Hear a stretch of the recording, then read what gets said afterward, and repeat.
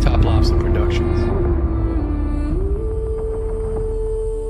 In the shadows of the ancient ones, they never went away. They're still here today. Nephilim, Death Squad. When the last trumpet sounds and the heavens crack, blah, blah, blah, blah. Nephilim, Death Squad. Nephilim, Death Squad. Death Squad. Death Squad.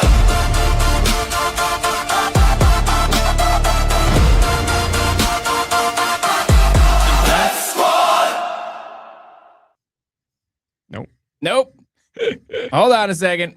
Unbelievable. I knew that was going to happen. All right, guys, welcome back to another episode of Nephilim Death Squad. I'm just fucking down to the wire, dude. I am David Lee Corbo, a.k.a. The Raven. That is Top Lobster, the father of pressing buttons and pulling wires up until the show starts. We're Guys, doing it. We are doing it. We made it. Before we get into today's show, a little reminder, if you want to support us, patreon.com/Nephilim Death Squad is where you can do it. There you'll find a bunch of backlog content, ad-free listening experiences, unedited versions. You also get first dibs on tickets to Bohemian Grove whenever that happens, and discount codes off of merchandise from toplobster.com, which I think we're both wearing shirts that are no longer on toplobster.com, right? Oh, really? Is the fall still on there? Oh, I don't know. Well, It might be. Is and Yeah. RIP Go find to it. Dangerous Retards. Anyway, guys, Another day. another Amazing guest. We have welcoming back to the show. How long has it been since we talked to Johnny Cirucci? It's been a minute. Well, It's been either a long way, time. it's good to have you back, brother. Before we get into this discussion, let's tell everybody where people can find your work and what it is that you do. All right. Well, first, I got to tell you, I have been thoroughly humbled by everything. To see you guys in the studio and the intro, even though I know you know me, I'm like, oh my goodness, these guys are friggin' amazing. Look at this stuff. Are you kidding me? Well, Oh my Johnny, goodness. you start to get a little bit of Jesuit money, and That's and it. things- We're rolling. That- Has a No, real no. way of strapping a rocket to a thing. Yeah. There's enough legitimacy. You guys have your validity card is safe with me. Let's see. So, real quick, anybody, as I say on my show, visiting sports fans, if anybody's who the F is this guy?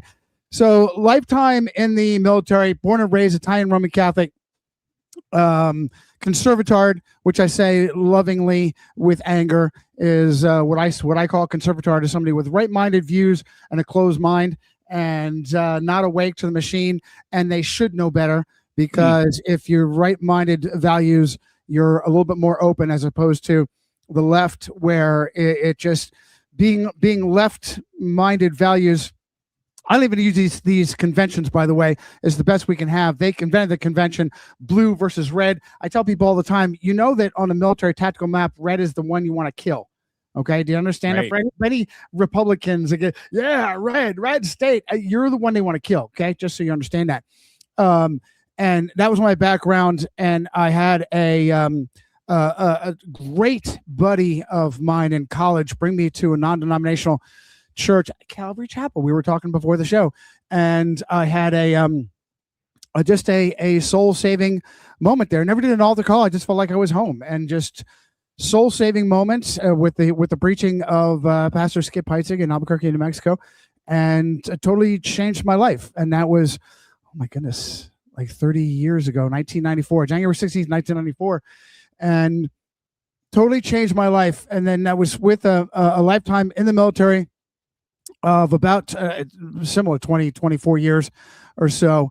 Miserable time in the military, an absolute abject failure in the military. Everything I wanted to do, I mean, any Hollywood thing, jets and tanks and special forces, wanted it all, had a taste of some of it and failed at all of it, was absolutely miserable the entire time. And God has a sense of humor. He did it to me to make me miserable, to make me an outsider.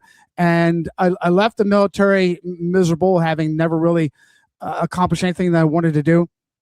And it made me question things, and it made me be a pain in the ass. And it really set me up for, I never intended to get out of the military. Trust me, I tried a bunch of jobs, and it just seems like I didn't click with anything. Insane. And I have a great resume. I had a great resume, college educated, Marine Corps enlisted, Army officer, tour in Iraq. I had a job that should have just been a shoo-in, and for some reason, I never clicked with anything. And I was doing investigative journalism through college. I had played with journalism. I wrote for the university newspaper, and so it trained me. It taught me, and it was at this time that I learned that, look, everybody has opinions. Opinions are like hidey holes, as they say, buttholes. Everybody's got one. It's don't just have an opinion. Have a source, have a citation. I learned that in college because, man, all education is left wing, hardcore left wing, and me coming in as even a conservatard, I'm constantly having to defend myself, and it taught me, don't just have an opinion, have a source that the person you're talking to respects. So I learned that early on, and I was playing around with blogging at that time, and it kind of set me up for this interim hobby of investigative journalism. We all have this. Why you guys do what you do. It's why your audience is here. Is we have this sense that somehow we're being lied to. Yeah, go figure. The people we trust don't really like us. The government, the media, doctors, science, historians, they're all full of poop. They all have an angle.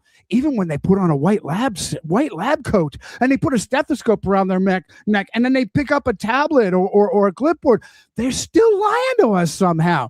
So I have these questions and digging and having a background of being a conservatard Catholic turned born again Christian. Don't trust the media. Always hard left. Now, back in the 90s, you had the alternative media of Jewish Mark Levin and Rush Limbaugh, who was secretly homosexual, Irish Catholic O'Reilly, Irish Catholic Hannity, who's still out there and claims he's not Catholic anymore. And these are all these alternatives, and Jewish Michael Weiner, aka Michael Savage, and these are the alternatives. But it was the advent of the Obama administration where these mainstream alternatives weren't asking any questions about Barack Obama. And Barack Obama was a nobody. He popped up out of nowhere and skyrocketed through American Senate into the Father Andrew White House.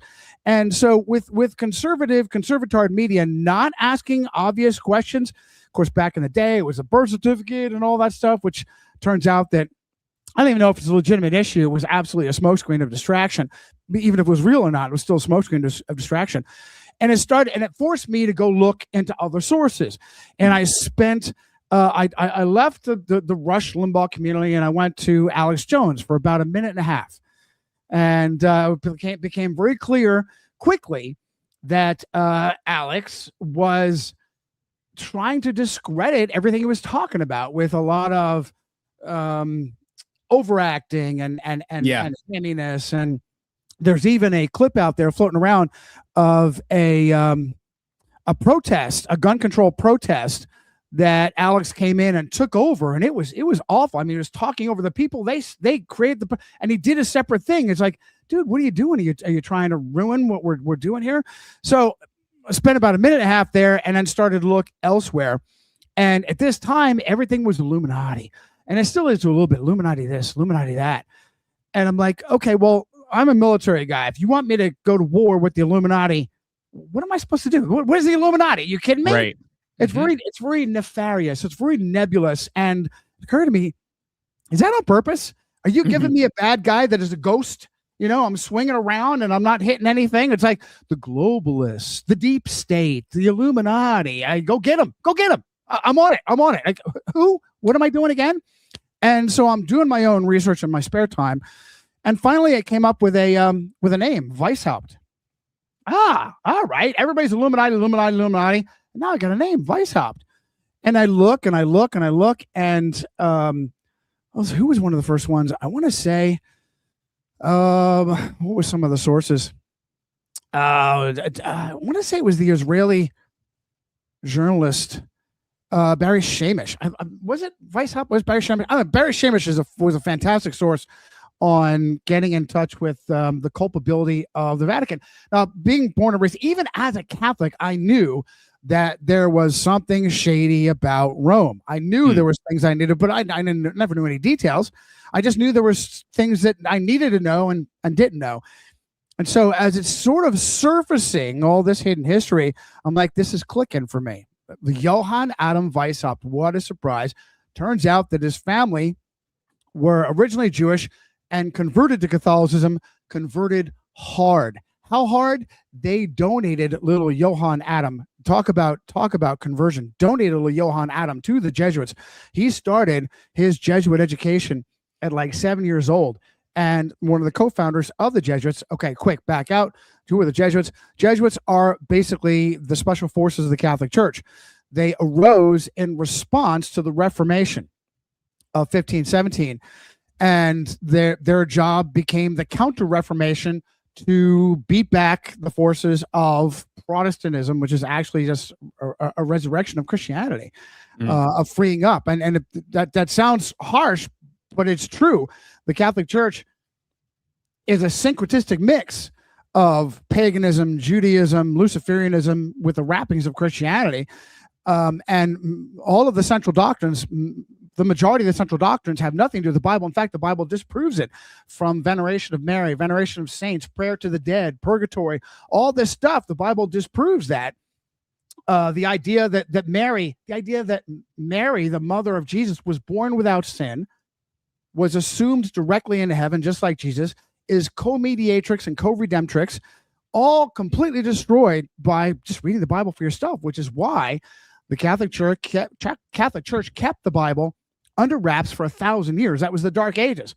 And if you were caught with a Bible, you were burned alive. You were tortured to death. John Fox's Book of Martyrs that no one's ever heard of.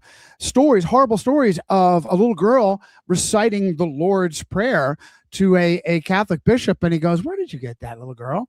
"Oh, my mommy and daddy shared it with me." And the entire family burned alive. The entire family burned alive. So this is the hidden history. And so Wait, just from sharing, just from like repeating it, or actually she had a copy? No, just saying it, just saying out loud. Wow. How did you know that? Where did you hear that? That's forbidden. That's verboten.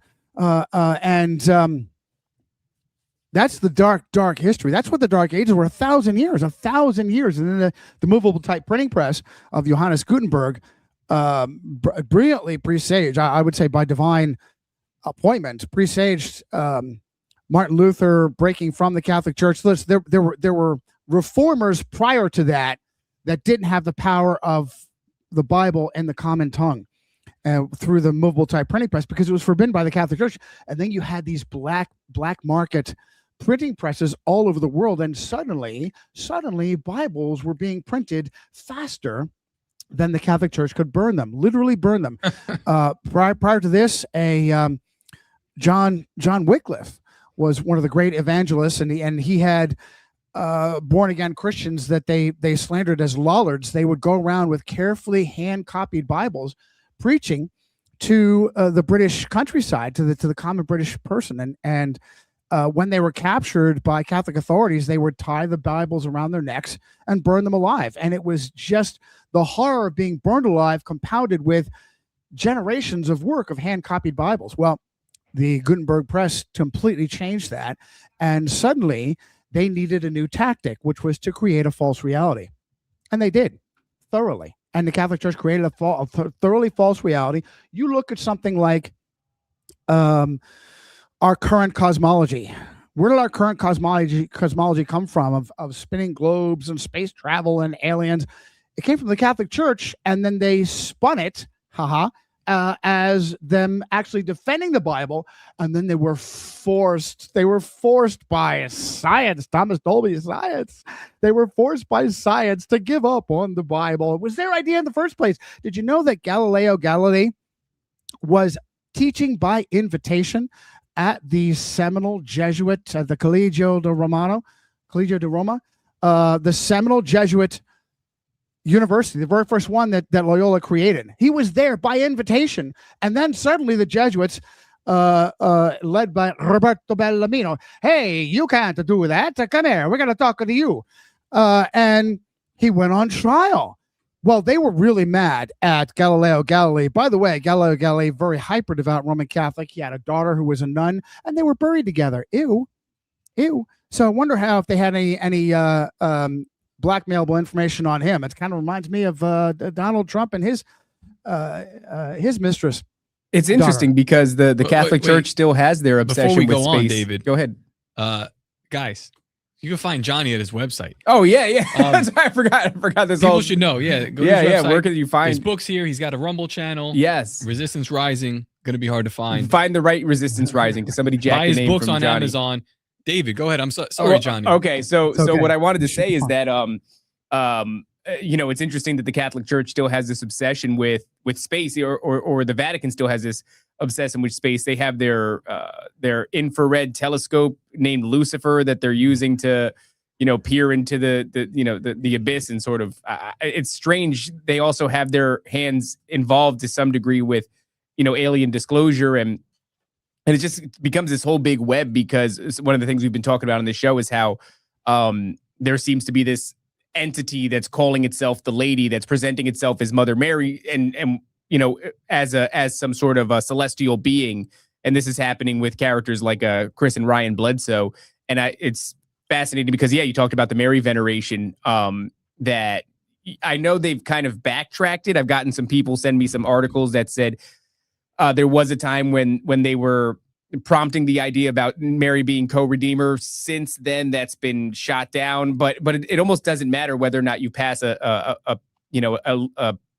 sort of a document declaring her the official co-redeemer, when if you look at the behavior of Catholics and the way that they venerate Mother Mary, it's like, what's the difference between officially declaring it and the way that they're currently behaving? I want to backtrack though to Purgatory. Purgatory is something that I don't know a lot about, and I know it's not necessarily, who knows what we're going to get into today, but what does the Catholic Church, how do they sort of steelman Purgatory? What are they leaning on to declare that Purgatory is a real thing? Oh my goodness. It is a weapon of manipulation. And there are, one of the reasons why the Deuterocanonical 7 books of the Bible, I don't have them memorized, but Tobit and Esdras and all that, they may pull some of the legitimacy of Purgatory from a couple of them. I have the details I pulled up out of my docs, but really it is a powerful weapon of manipulation. As a matter of fact, I'm pretty sure Purgatory was central to the theater, the manipulation of Johann Tetzel, the Dominican, and prior to the Jesuits, the Dominicans were the special forces, the attack dogs of the Catholic Church. And Johann Tetzel was making his rounds, and it was where Luther had overseen and overheard his spiel, something to the effect of, when the coin in the collection box clings, the soul from Purgatory springs, something to that effect. Oh, wow. And they would, oh yeah, oh my goodness. And for what? So that, I think it was, let's see, was it Leo number 10, Giovanni de Medici, decided that he needed more money. He needed orgy money. Literally, he needed orgy money. And so they were sending around Tetzel to collect massive amounts of money from people that couldn't afford it, solely based on their ignorance. And that was the basis of Luther's 95 Theses. They were all on indulgences. And some of the points were, listen, you're asking for whatever it was, 3 months worth of pay. Oh, give us 3 months worth of pay, and the Holy Father will pray that beautiful little girl that died in childbirth, that is in purgatory right now, that you and your wife cry over every night. If you give us 3 weeks worth of pay, the new orgy pope will pray your daughter's soul out of purgatory. Yikes. Literally that vicious, and they preyed upon the ignorance of the average Catholic at that time, and is one of the things that motivated Martin Luther. So no, it had no basis. It had no basis in any biblical doctrine, and had a lot of basis in paganism. And so it was strictly by the sake of manipulation. It's one of the reasons why the advent. Oh, and by the way, since the advent of the printing press, there has been a massive insurgency of watering down scripture, which text to use. There's a Vatican text. There's a Textus Synecticus from a guy that was almost certainly a fraud, Constantine von Tischendorf. All kinds of background on this. Oh, he found it in a, what did he say? Like a convent in Egypt, and it was in a waste paper basket, and he resurrected it. And there's all kinds of skullduggery as to things that. So this is why it's very frustrating for me. If you're reading scripture and you have this problem, okay, who really killed Goliath? Well, one verse says it was David, and another verse says it was somebody else. Well, why do we have these contradictions? Well, the Bible sucks. I can't trust the Bible. It depends on which Bible you're reading, because there are texts that have been put out on purpose to do just that, to muddy the waters. It absolutely matters.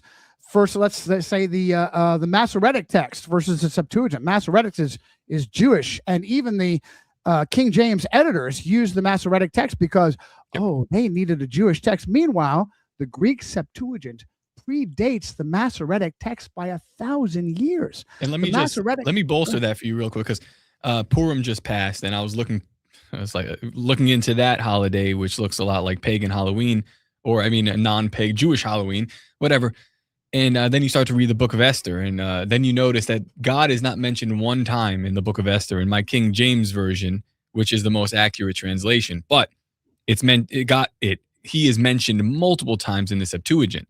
So we're going by the Masoretic text in our King James version, and that has been edited out. I think I don't know why the Jews did it, maybe to obfuscate what they were writing about at the time, like when they were in the empire, or maybe just because I don't know. So you're saying that the book of Esther is kind of infamous for being the only one that doesn't mention God, but then that's not completely the case. Well. So okay, but the Song of Solomon points at God very directly. But then you're saying that there is versions where they do mention God in the book of Esther. Yeah, the Septuagint in the book of Esther, the Septuagint translation, which is the original translation, mentions God a bunch of times. Does it change the context? Takes out whole sentences. Takes out whole sentences, but does it change the entire, like, what you get from that book? The Jews want to say that they say, oh, God's not mentioned here because it's like how beautiful is it that it's the hidden hand of God's work behind all the things that went on here. And I don't know, it's just very strange to me. It is very strange. I don't know why you do that at all. The background, I want to say that Esther was in a foreign king's harem. Is that right? Yeah. And that may be one of the reasons why that God was hidden. But I think you're nailing it, Top. It's far more. Listen, the fact that the Masoretic text was around for 1,000 years after the advent of Jesus of Nazareth, you would stop and think, no, wait a minute. Would the editors behind the Masoretic text might want to de-emphasize anything that has to do with this Jesus of Nazareth guy fulfilling the scriptures? Yeah. I don't know if this is a Masoretic failure. I know that it is the Reformed translation failure. To an example, one of my favorite examples is Isaiah 7:14 of the sign given by Yahweh to, oh my goodness, it wasn't Ahab. Was it Ahab? It was a rebellious Israelite king that was like, God, Yahweh was like prodding him. Do you want a sign? You want a miraculous sign? I'll give you a sign. And the Reformed, I want to say the Reformed or revised. It was revised. The revised translation says, a girl's going to have a child. What?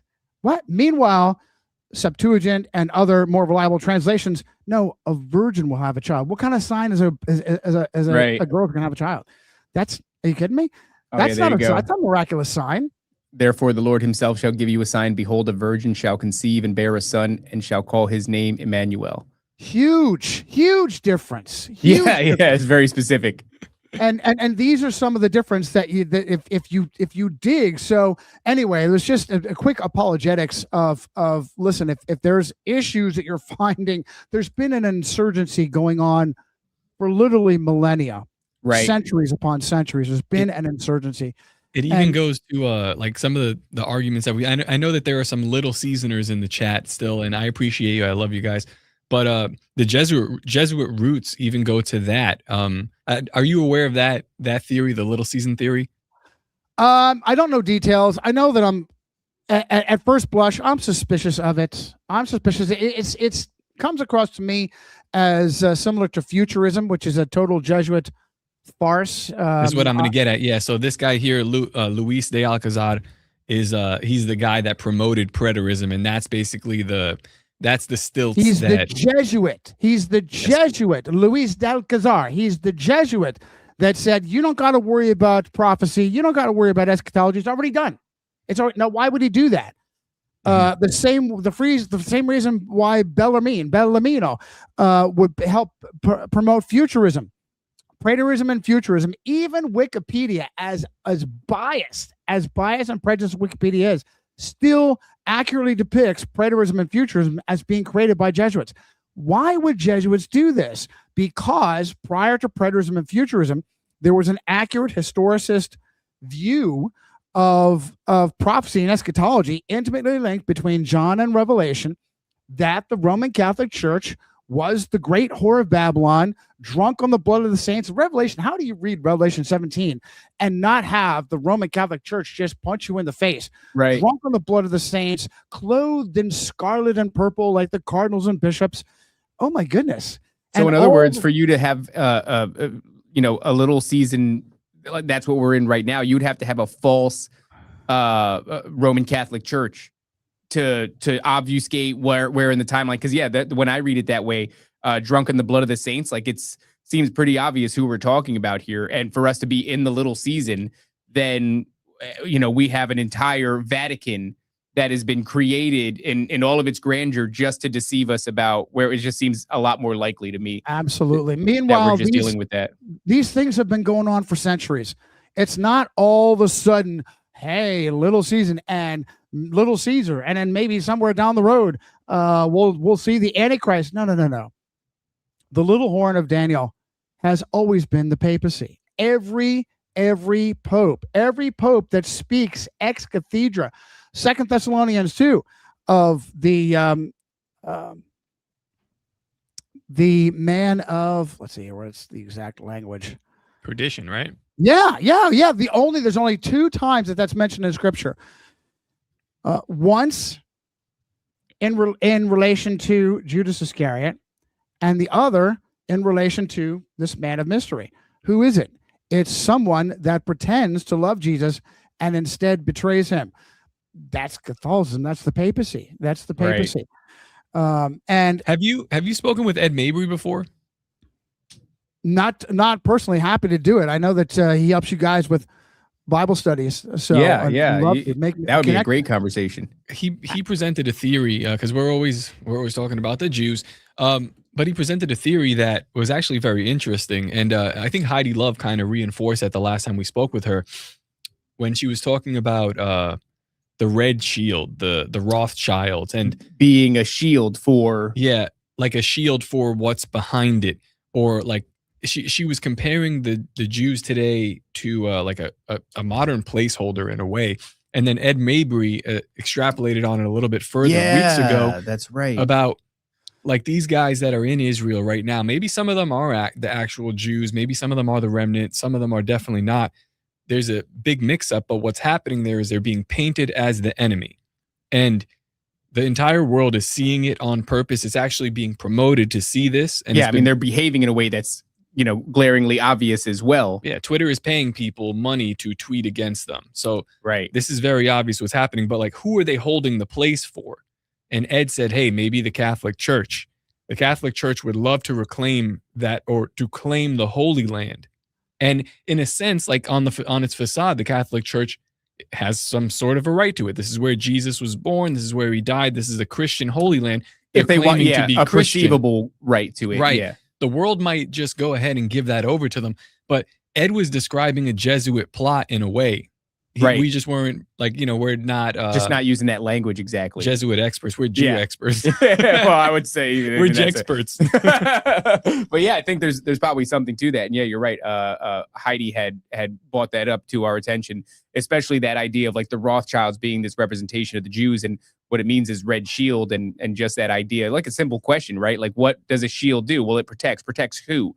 So if the shield is what we're perceiving, who's holding the shield? And if you do demonize these people and remove them from let's say Israel, the nation's turn or something like that, then who swoops in to fill that void? That's a fascinating question. All of that is spot on. All of it's spot on. It's all so intuitive. Think about it like this: if you had all the money and resources in the world, what's the first thing you would do? You'd make yourself disappear. Disappear. And what's the second thing you would do? You would cover your tracks. You would take puppets and patsies and jam them into the spotlight, so that people looking for you would be distracted. Anything from Jeffrey Epstein through to the current war against Iran. Yeah. The Epstein thing is really been doing that, right? I mean, you have the guy come out and he makes the terminology goy part of the conversation to a degree that it previously hasn't been. And it's like everything I'm seeing. You even get the Illuminati in the files. Yeah. So that's being pushed out there, and we're painting that picture. It's like, we've dealt with the whispers of these things for a long time. And then we've kind of had conspiracy theorists like us get involved in this and have these conversations. And now we're in this great season of vindication. But I suspect the vindication is it's a temptation. Short-lived. Well, it's not even just short-lived. It's a temptation, right? Because it is easy. It almost stifles your critical thinking to finally rest upon your laurels and say, look, I was right. And then it's, so if they do come out and they identify the Jews as the problem, and they show you all these, perceived 13 families when there's really supposedly another layer of 13 families behind them, we'll sit back and we'll wait for our round of applause. But in reality, it's a bone to chew on while something else is happening that we're going to miss. I highly recommend, in relation to Rothschild, Red Shield, who carried the Red Shield in the battle? The Roman military did. Highly recommend Frederick Tupper Saucy, after my books, of course, Frederick Tupper Saucy III and his Rulers of Evil, an absolute must read. He thoroughly breaks down how the Rothschilds, another great source, Emmanuel Josephson, breaks down how for generations who came up with usury. Who came up with usury? Jewish bankers? No, the Knights of the Catholic Church came up with it. Particularly, I didn't know that. The Templars. The Templars came up with usury. What they would do is, when the Catholic Church would send well-meaning Catholics on their pilgrimage to the Holy Land, something that is not remotely Christian, they would usually get robbed. They would frequently, not usually, but they would frequently get robbed. And so they needed someone to protect their riches for them. And they would go to the Templars, and they would give the Templars their valuables to hang on to for them. And they would give them a receipt with a cipher that was only legible to another Templar. And they would be done with their pilgrimage. Again, not in any way Christian. And the New Templar Armory would read the receipt and say, okay, you gave us $1 million of your wealth. Well, we're going to take 10% of that. And they created usury by percentage, and it made them more wealthy than nations. The Templars made them more wealthy than nations. They created, the very word bank comes from Italiano banco, which is of the counter that the Medici and the Farnese did their banking over. Everyone's heard of Rothschild. No one's heard of Medici, Aldo, Bandini, Orsini, Colonna. Oh my goodness. Borgia, Spanish. All these others were, and all of these black nobility families found the pinnacle of their power when they were bishops, cardinals, and popes. And that is absolutely central. And oh my goodness, David Lee, you nailed it. When you get frothed up over Jews, you are tempted to stop examining critically. You are tempted to be frothed up on emotion, and that is exactly what they want. Like, no one is ever, think about this, no one's Jeffrey Epstein, mainstream media. When would you ever have thought, whatever, 5, 6, 7 years ago, that mainstream media would regularly bring up child trafficking? Okay. Yeah. Never before. And meanwhile, the Roman Catholic Church has a cottage industry on raping children. No offense, Catholics. I'm sorry, it's true. With the collusion of governments, cops, and prosecutors in secular governments everywhere.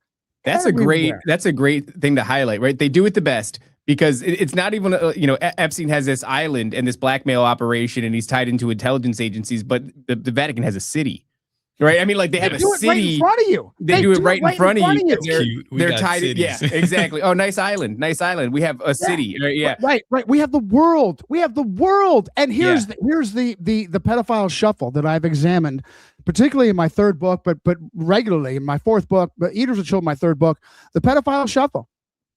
You'll have a rank and file priest, because once you become a bishop or cardinal or pope, you don't touch little boys anymore.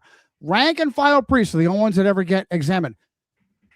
For generations, for decades, they have their fill of raping kids, particularly little boys, pederism. And after decades, maybe even they die off and they're gone, or they're in their 80s, they're drooling on themselves. Now they're safe. Now they're going to kick them to you. Now we're going to do our job. Now we're going to look into it, and you'll have a handful of complaints, and most of them have a statute of limitations, and they're gone. And that's it. I mean, there was, I want to say Argentina and Italy, and maybe Spain as well, where, okay, first of all, who owns, it's the Jews. Who runs infrastructure? Is there such a thing as a Jewish hospital? For every one Jewish hospital, there are thousands of Catholic hospitals. Thousands. For every, I don't even know what a Jewish school is. Never heard of a Jewish school. There are thousands of Catholic schools and hundreds of Jesuit schools. Okay. And oh, by the way, these key people who are Jewish in leadership positions in the spotlight are Jesuit trained. Who do you want to examine? Do you want to examine the person who appears to be Jewish in the spotlight, or do you want to examine who is behind the scenes, who trained them in their claim to fame? The current, I just left Pennsylvania not too long ago, and the current governor of Pennsylvania, Josh Shapiro, a lawyer who was the attorney general there, who had an examination. This is very common for what they will do. The Catholic Church will rape kids for generations, and then we'll have a committee. Then we'll do a report. Yeah. Then we'll have a seance. Then we'll do a paper on it. Right? Who gets arrested? Oh, nobody's getting arrested. But we're showing you how much we care. There's a big kind of to do about it. There's a big. Did you see in the Jeffrey Epstein emails? The one email that we did get about 9/11, they were asking Ghislaine Maxwell if she wants to sit on the 9/11 discovery committee. Yeah. And she's like, "Oh, absolutely can. I did it." Yeah. By the incredible. way, this is 2006. This is from The Guardian. I don't have it pulled up. I'm just going to read it real quick. But this is one of the more famous instances of exactly what Johnny's talking about here. So back in 2006, pedophile priest was given a post at a school for the deaf. The Roman Catholic Church covers up the criminal past of a pedophile priest and gave him a job in a school for deaf children, where he went on to sexually assault vulnerable young boys for years. And so, they go into the whole thing, and it's there's countless children. So instead of once they identify it, they go, oh, okay, let's just relocate them. And then what you do is you relocate them to a place where the children are even more vulnerable, because he's so good at it that it's like you gave him a promotion. Can I ask you, is there, in your studies, have you found why they're doing this to young boys? Yes. Because we understand the blackmail part of it, but is there more? Are they gaining something? Because it's kind of gross. Power. It is what I call in Eaters of Children the devil's simulation. It is the basis of power. In order to climb the ladder, you have to quench your divine spark. And the divine spark is love, compassion, empathy. The more you willfully destroy that part of your humanity, the more useful you are to the machine, to the Jesuit, Illuminati, Luciferian machine. The less like Yahweh, Jesus Christ, you are, the less likely. One of the reasons why they always relocate their clerics, their priests. They're never from here. A lot of politicians, the same thing. So, oh my goodness, the chief of police in Austin is a female that they pulled out of Cincinnati, and she's Jesuit trained, and nobody else in Texas was qualified to be the chief of police in Austin. If I was an Austin cop, I would have quit as soon as they installed her. Just an example of how not from here. Joseph Stalin, that I have two sources, was a Jesuit priest, an ordained Jesuit priest. He wasn't Russian, he was Georgian. Okay. Examples of people that are not connected in an emotional, compassionate way to the people they victimized. And Joseph Stalin mass murdered as many as 40 million Russians because it was nothing to him, because he was a Jesuit priest, because he was a Freemason, and because he didn't have a direct connection with Russians. He was Georgian, and if anything, he had an antagonism towards them. The very first head of the secret police, Felix Dzerzhinsky, was a Pole. The Poles hate Russians and vice versa. How could you possibly allow?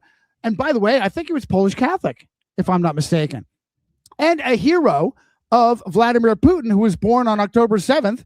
October 7th is the commemoration of the Templar victory against the Ottomans at Lepanto. It just so happens to be when secular America launched its global war on terror, and it just so happened to be the same day that Hamas launched its rape fest against Israel. Now, wait a minute. Why would Hamas launch its rape fest to commemorate Our Lady of Victory in the battle and the Templar victory of the Ottomans? You'd think it'd be the other way around. Right. Unless, of course, it really wasn't them. It was an actual puppet master that is laughing at you the whole time because you're not picking up on any of this. Jimmy Savile. Jimmy Savile raped for decades with the help of the British government and the Catholic Church. Jimmy Savile was a hyper-devout daily mass Roman Catholic.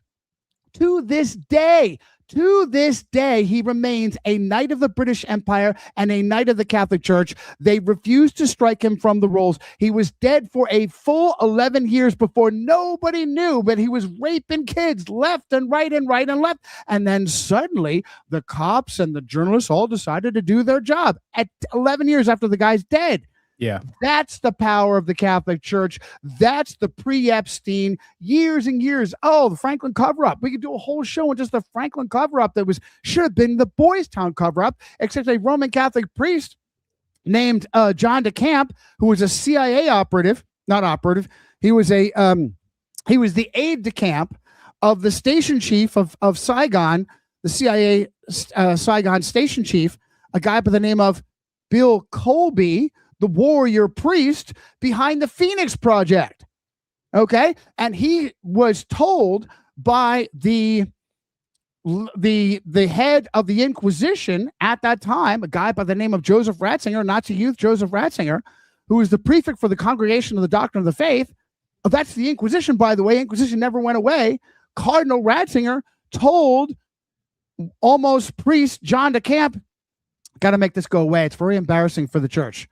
Oh, yes, Your Eminence. Happy to do it. Happy to do it, Your Eminence. And he later had a papal audience with Benedict, whatever 16 Ratzinger became, John DeCamp. That's the guy that outed the Franklin, so-called Franklin cover. Franklin? What are you talking about, Franklin? Franklin, what is that? That's a bank. That's the pimp, Lawrence King. That was his bank. So what is the gist of the Franklin cover-up? Little boys, young boys, were being given to politicians for blackmail to sodomize and abuse. Mm-hmm. Okay, where were you getting them from? You were getting them from the bank? Were they in the drawers there? No. They were coming from the premier orphanage, really around the world, Boys Town in Omaha, Peyton Manning, Nebraska. Okay, they were taking the boys from Boys Town. Charlie Manson, Charlie Manson spent 2 weeks at Boys Town, and something was so horrible for him that he ran away. Gee, I wonder what they were doing. Oh, I think, if I'm not mistaken, it was a judge that sent him there. Okay. Who is in bed? Who has the power of Right. schools, orphanages, and hospitals in bed with the secular government? Jews? The Jews have that power? No, the Catholic Church. And nobody's heard of any of this, but they've all heard of Epstein. They've all heard of Epstein. Right now, here, one more, but when we're talking about Iran. How intuitive is this? Me being a military guy, military whistleblower, because I despise what the military has always been. The military is the tool of the elite, particularly Rome, to mass murder the commoner and to make satanic levels of wealth in war profiteering, trafficking drugs, trafficking women and children. Absolutely intuitive, guys. Think about this. If Israel really rules the world and it was an Israeli agenda to strike Iran, wouldn't they want to lay low and have their puppet America do all the dirty work? Who would say, what intelligent Israeli Luciferian puppet master would say, let's join hands with America and strike Muslim Iran? How can anything positive come from that? And yet, from the other perspective, my perspective is that not intuitive, is that exactly what you want if you were hiding behind Israel as the patsy. Shove them up there. And Donald Trump, trained by the Jesuits at Fordham, sent all of his kids to Jesuit schools, Georgetown.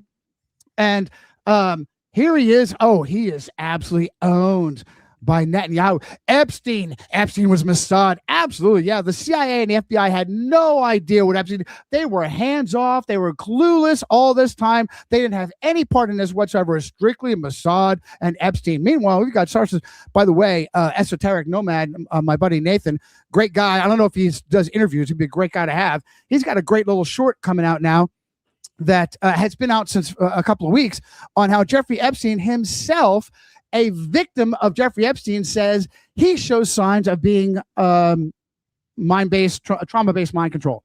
Whoa. Epstein does? Epstein showed signs to one of his victims of being trauma-based mind control. Now, pause. Imagine that. You created a guy to be a patsy from the beginning. Yeah. From the beginning. A guy that is obsessed with sex with teenage girls, not 9-year-old little boys, because that won't sell. That doesn't sell. But teenage girls, that'll sell. That's kind of bad, but we kind of like it. That'll sell. Okay? You created him from the beginning. Well, let's pause for a second. I've got some factual evidence that supports that idea. Jeffrey Epstein, let's see here. Guy by the name of Donald Barr, who was a Jewish to Catholic convert, who worked for Bill Donovan and the OSS. Bill Donovan, was he Jewish? He was a hyper-devout Irish Catholic knight of the Catholic Church and a DuPont war profiteering Wall Street lawyer. And he is the guy that created the CIA. And Donald Barr went to work for him. Now, by the way, for anybody that says, let me get this, get the facts here. Thomas, let's see here. Where's Inquisitor? Thomas Day. Oh, it's interesting though, Giovanni, because as you're saying that about Jeffrey Epstein, it's like, yeah, why wouldn't he be? He's the ultimate, almost the ultimate vessel, and now the ultimate patsy and fall guy for what they've set in place. But the question is who set him in place? Who got him moving? Let me tell you how intuitive all that is. And of course, my Microsoft just wants to stop working. You look at guys that are obsessed with sex in really perverse, deviant ways. Guys like Tiger Woods, guys like Martin Sheen, and they show evidence of being trauma-based mind control. They show evidence. Tiger Woods especially. Tiger Woods' daddy, having been in the military, shows all kinds of evidence of being under trauma-based mind control experimentation. And he is just an absolute obsessed with sex, perverse, deviant sex mess. Charlie Sheen, his daddy, what's his name? Ramon Estevez, hyper devout Spanish Roman Catholic, took his stage name from Martin J. Sheen. He's the perfect kind of guy that you would just imagine is doing a lot of weird stuff in the background. I can just imagine that Charlie Sheen also, before his porn actress meltdown, hey man, we're Vatican assassins. I think he told that to Alice Jones. He said that? Charlie Sheen said that? Yeah. Oh my goodness, yeah. Look it up. Charlie Sheen. Hey man, we're Vatican assassins. And I'm pretty sure he said it to Alex Jones. Yeah. Oh my goodness, yeah. So for anybody, real quick, as an aside, we're gonna come back to Epstein and Barr. Epstein-Barr syndrome, 1964 virus, right? Oh, how did they know? How did they know, Johnny? That's crazy, Johnny. How did they know? I don't know. AI. So. Oh yeah, during a 2011 chaotic media tour, this is when he was doing his tiger blood thing. Mm-hmm. Charlie Sheen famously described himself as a high priest, Vatican assassin, warlock. Good God. Right. Along with other things, being on tiger blood, things of that nature. That's I never caught that one. That's fascinating. For anybody that says that that likes to throw out crypto Jew as a reason why, it's really the Jews. Jews even control the Catholic Church. It makes no sense whatsoever. Names, places, and dates. How do you prove to me it's the easiest thing to throw? Take mud, slap it against the wall, and see if it sticks or does it slide down like poop. Jesuit, what is he called? Jewish crypto Jew, right? I lost track of it. Crypto Jew. It's crypto Jew. How do you prove that? You don't prove it. It's the easiest thing in the Jewish land of the world. I have a source that says it's not even a thing. What is a thing is crypto Jesuit. It is an absolutely part of the Jesuit oath to pretend to be somebody else, to go in an insurgency. If you look at anybody that's claimed to be a crypto Jew, what did they do for Judaism? Nothing. And I know they claim Loyola was a crypto Jew.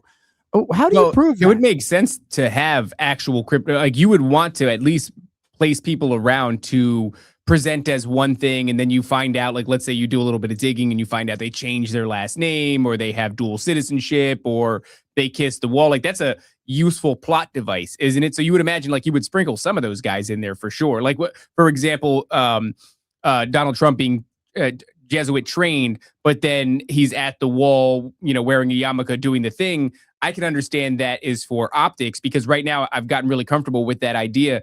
If everything is so overtly about the Jews, it kind of is almost an homage to that Albert Pike line, when the people need a hero, we will give one to them. But it's an inversion of it, because they give us our villains too.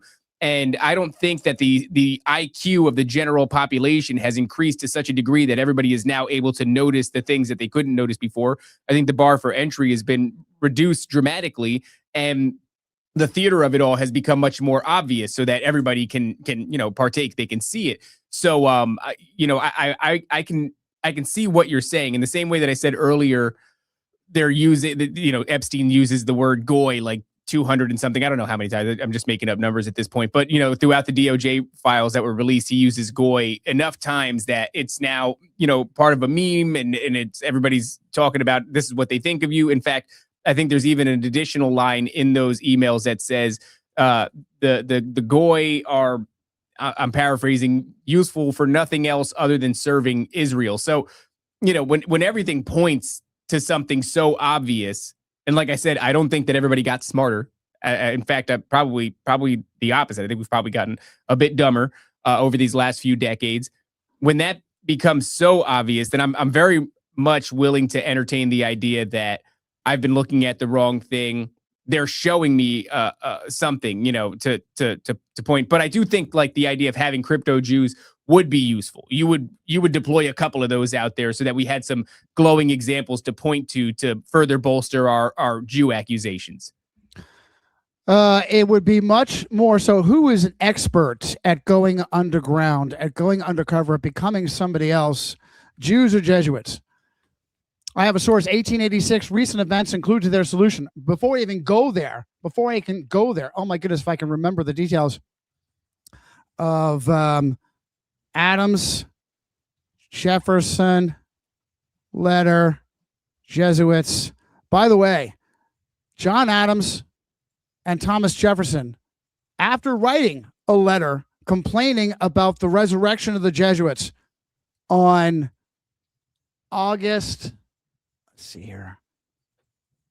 Oh, August 14th. I want to say August 14th of. Interestingly enough, August 7th. I'm sorry, August 7th. I was off. I can always remember which day it was because it was the day that Carrie Banks Mullis, the guy that created the polymerase chain reaction, the PCR test that's used to show us both HIV/AIDS and the corona hoax, is the guy who was, by the way, also a harsh critic of Anthony Fauci, and he died on August 7th, the anniversary of the resurrection of the Jesuits, 2019, and at 74 years of old, right before the pandemic hit. Very convenient that Carrie Mullis, the founder of the PCR. And wasn't the idea of the PCR test like it's just the nature of it? It observes a sample on such a micro level that you can find traces of virtually anything in it. He actually said this is not something you should use for diagnosis at all. Right. He and said then, of course, it makes me want to become a Buddhist because I can find anything in anything. His word. Okay. Yeah. Makes me want to become Buddhist. Can't find anything in anything. So by the way, John Adams and to Thomas Jefferson, vice versa, they were worried about the resurrection of the Jesuits. And let me see here, painters. You're right. This is going to sound crazy. A little bit of a side note. I know Thomas Jefferson and John Adams had their issues with Alexander Hamilton. And one of the things that he did, or I think after his death, he created like this, it's an orphanage. I think it's still around today. His wife did. And then it got me thinking a little bit about the orphanages and these placements was he a Jesuit as well? Hamilton or the Hamilton family? Yeah, he was huge. He was definitely an insurgent, which is weird because Aaron Burr, not necessarily a good guy either, is responsible for killing him in a duel. And he was huge for pushing a central bank, which is very, very big to the machine. I can't get the exact quote. I'll have to pull it up eventually, where these two guys, by the way, Adams and Jefferson, back and forth, both of them coincidentally died on 4th of July. And was it, I don't know the exact year, 18, whatever it was.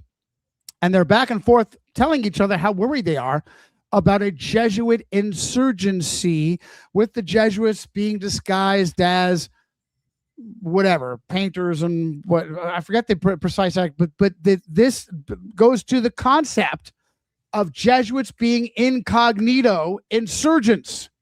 Okay, who is known throughout history? Nobody knows this. You have to dig, but if you dig, you find that Jesuits, it's in the 4th vow of extreme unction. It's in the blood oath that you take after you rise to a certain level in the order. That the nickname of the Jesuits is the Company, which just so happens to be the same nickname for the CIA. That's a coincidence, mind you. Pause. Let me use that as a segue. Johnny, come on, Johnny, come back to Donald Barr and the CIA and the OSS. Thank you. You're all over the place, scatterbrained. So Donald Barr and Johann Adam Weishaupt, by the way, the godfather of the Illuminati, born and raised, spent his entire time under Jesuit care, went on to be ordained himself. I've got sources on that. No, he left the Jesuits. No, he went on to be ordained and teach canon law at Jesuit Ingolstadt University in modern Munich. Oh, nobody's heard of this. So I'm finding this stuff and I'm saying, everybody's saying Illuminati and no one's saying Weishaupt, and nobody's saying Jesuits. And then I go and do a little digging and I'm seeing this stuff everywhere where I have to dig and lift up rocks. And that was the impetus from my first book, Illuminati Unmasked. And the good Lord smiled and said, you think you're going to be making money? You think you're going to be doing something you want? This is what you're doing from now on. And so that's what I've been doing ever since, and not making any money on. But anyway, Donald Barr, OSS, and working for Bill Donovan. So as a quick aside on crypto Jew, so people, oh, the Jews took over the Catholic Church. Yeah. And nobody in the Catholic Church cared about it at all. They just sat back and smiled. Oh, okay. Oh, he looks kind of, look at his nose. He looks a little Jewish and he's making us do things that are really not right. Oh, he's fine. Leave him alone. Meanwhile, what makes more sense? What makes more sense? A Dominican secret police led by Tomas de Torquemada, okay, mass murdered 13,000 Morenos, if I'm saying that right. He had a special secret police to examine Jewish converts. And if they didn't pass muster, if they had any hint of maintaining Judaism on their own. And how did he find out? Because the Dominicans and then the Jesuits are experts on torture. Experts on torture. You want, who's the Jews? Jews. Look up waterboarding. Look up the Inquisition, Jesuit Inquisition basis for waterboarding. Okay. And that includes the real Inquisition, not putting a towel over your face and leaving it there, putting a towel down your throat as the water goes down and yanking it out of your throat so it does all kinds of damage to you. Horrible, horrible torture. And they are the ones that stood over you with a clipboard. Jews? No, Jesuits. Well, here, I want to ask you this because I think this is probably going to yield more interesting, commentary than I previously thought. But right now we're sitting, a lot of going-ons with the influencers on Twitter and Candace Owens, who recently I said, I put a tweet out. It got a lot of people upset. I said, I like Candace Owens. She seems fun. Now I have to unpack that a little bit because I have gotten to the point in doing this where I don't, ultimately, if I have faith, I'm not like afraid of anybody. So let's say like Alex Jones, for example, I do believe that he is, he's admitted that his own family is intelligence. But I find him to be like a fun guy. He's a fun, entertaining dude to watch. He does make me laugh. I don't absorb his content and I don't take him as an authority on anything. Having to deal with the idea that he's misleading people one way or another, that's a different story. But vengeance isn't for me, it's for the Lord. And so whatever he does in that regard, I have my own platform. I'm saying my thing, and he's going to have to answer to God for whatever he's doing. But all that aside, I find him kind of endearing. I don't like David Icke because mostly he cries and whines a lot and his face is off-putting to me. Candace also seems like kind of fun, but when you look at her, she's saying a lot of really fascinating things lately. I saw somebody complaining in her comment section saying, oh, Candace is now going to become successful on the back of things that we've been saying for a long time with zero recognition. And I'm just going, I don't know if that's the right way to look at things. I mean, I'm not doing this for recognition and for money. I'm glad that I'm able to do this to whatever degree that I am, but I'm not going to get upset because Candace Owens is now hijacking the narrative. I do find her suspicious, though. All those things aside, as much as I do enjoy her, I have to admit I don't watch her content at all, but she is Catholic and she is pivoted in such a way recently as to become one of the louder talking heads about Jews. And, we've come to this place on the show where we're like, yeah, there's an engineered thing going on. It's all funneling you towards the Jews. I don't know if this is a prophetic, the nation's turning on Israel sort of a deal, but given everything that you're saying here about Jesuits and her being this kind of, you might call her a representation of Catholicism, right? I mean, just in the sense that she is immensely popular and certainly her Catholicism plays some role in people's opinions. So if who knows, maybe she swung people towards the Catholic Church, in other words, and the more she says things that people determine are based or are interesting, the more people will come. And right now, like I said, it's overwhelming. You go through just a keyword search on her name on Twitter and everybody is upset because she's pointing out the Jews.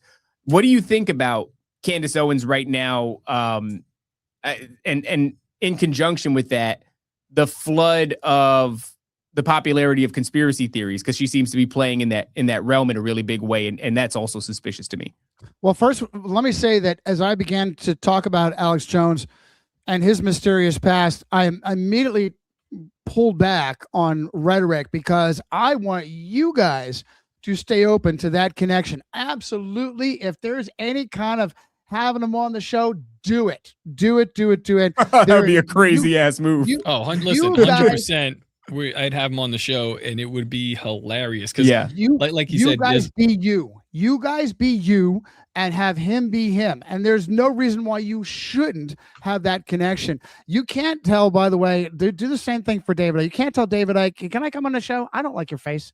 No, I don't like your face. I think I'd have to. I've made fun of David Icke enough because he has this whole this thing that a lot of people don't seem to be aware of, but he had like this is in his own memoirs or autobiography, but he had a stroke, I believe, or something that was kind of like a stroke, and he got this information download, and what he got it from was ascended Atlantean masters. And I think all he's dealing with, I don't think that he did not have an experience, and I don't think that he did not receive this information. I think he's being deceived fundamentally by deceptive spirits that are masquerading as, ascended Atlantean masters or whatever. And he's got such a thing about Christianity. My line is just like, if I make fun of you, I'm going to stick to my convictions and go, no, I'm not going to suddenly smile in your face because I've made Shout fun out of you. Timothy Alberino. Yeah, that's the only person where I made fun of him, and then I had him on the show, and I still made fun of him, and that really turned into a whole debacle. But so I wouldn't be the type of person who would say the things I've said about David Icke, which is like David Icke has presented fascinating information, a really fascinating body of work, and I'm sure that mixed within there's a tremendous amount of truth. None of us are getting it 100% I mean, we just correct. reached out to what's his name, Ryan Bledsoe. To have him on the show. I don't think he would come on, but I disagree vehemently with everything he's saying. I think it's almost everything, right? Almost everything. The lady, but I think he seems like a nice enough. He guy. does seem like a nice dude. Yeah. He does seem like a nice dude. So yeah, there's people that I would have a conversation with. Just because I disagree with him doesn't mean I wouldn't talk to him.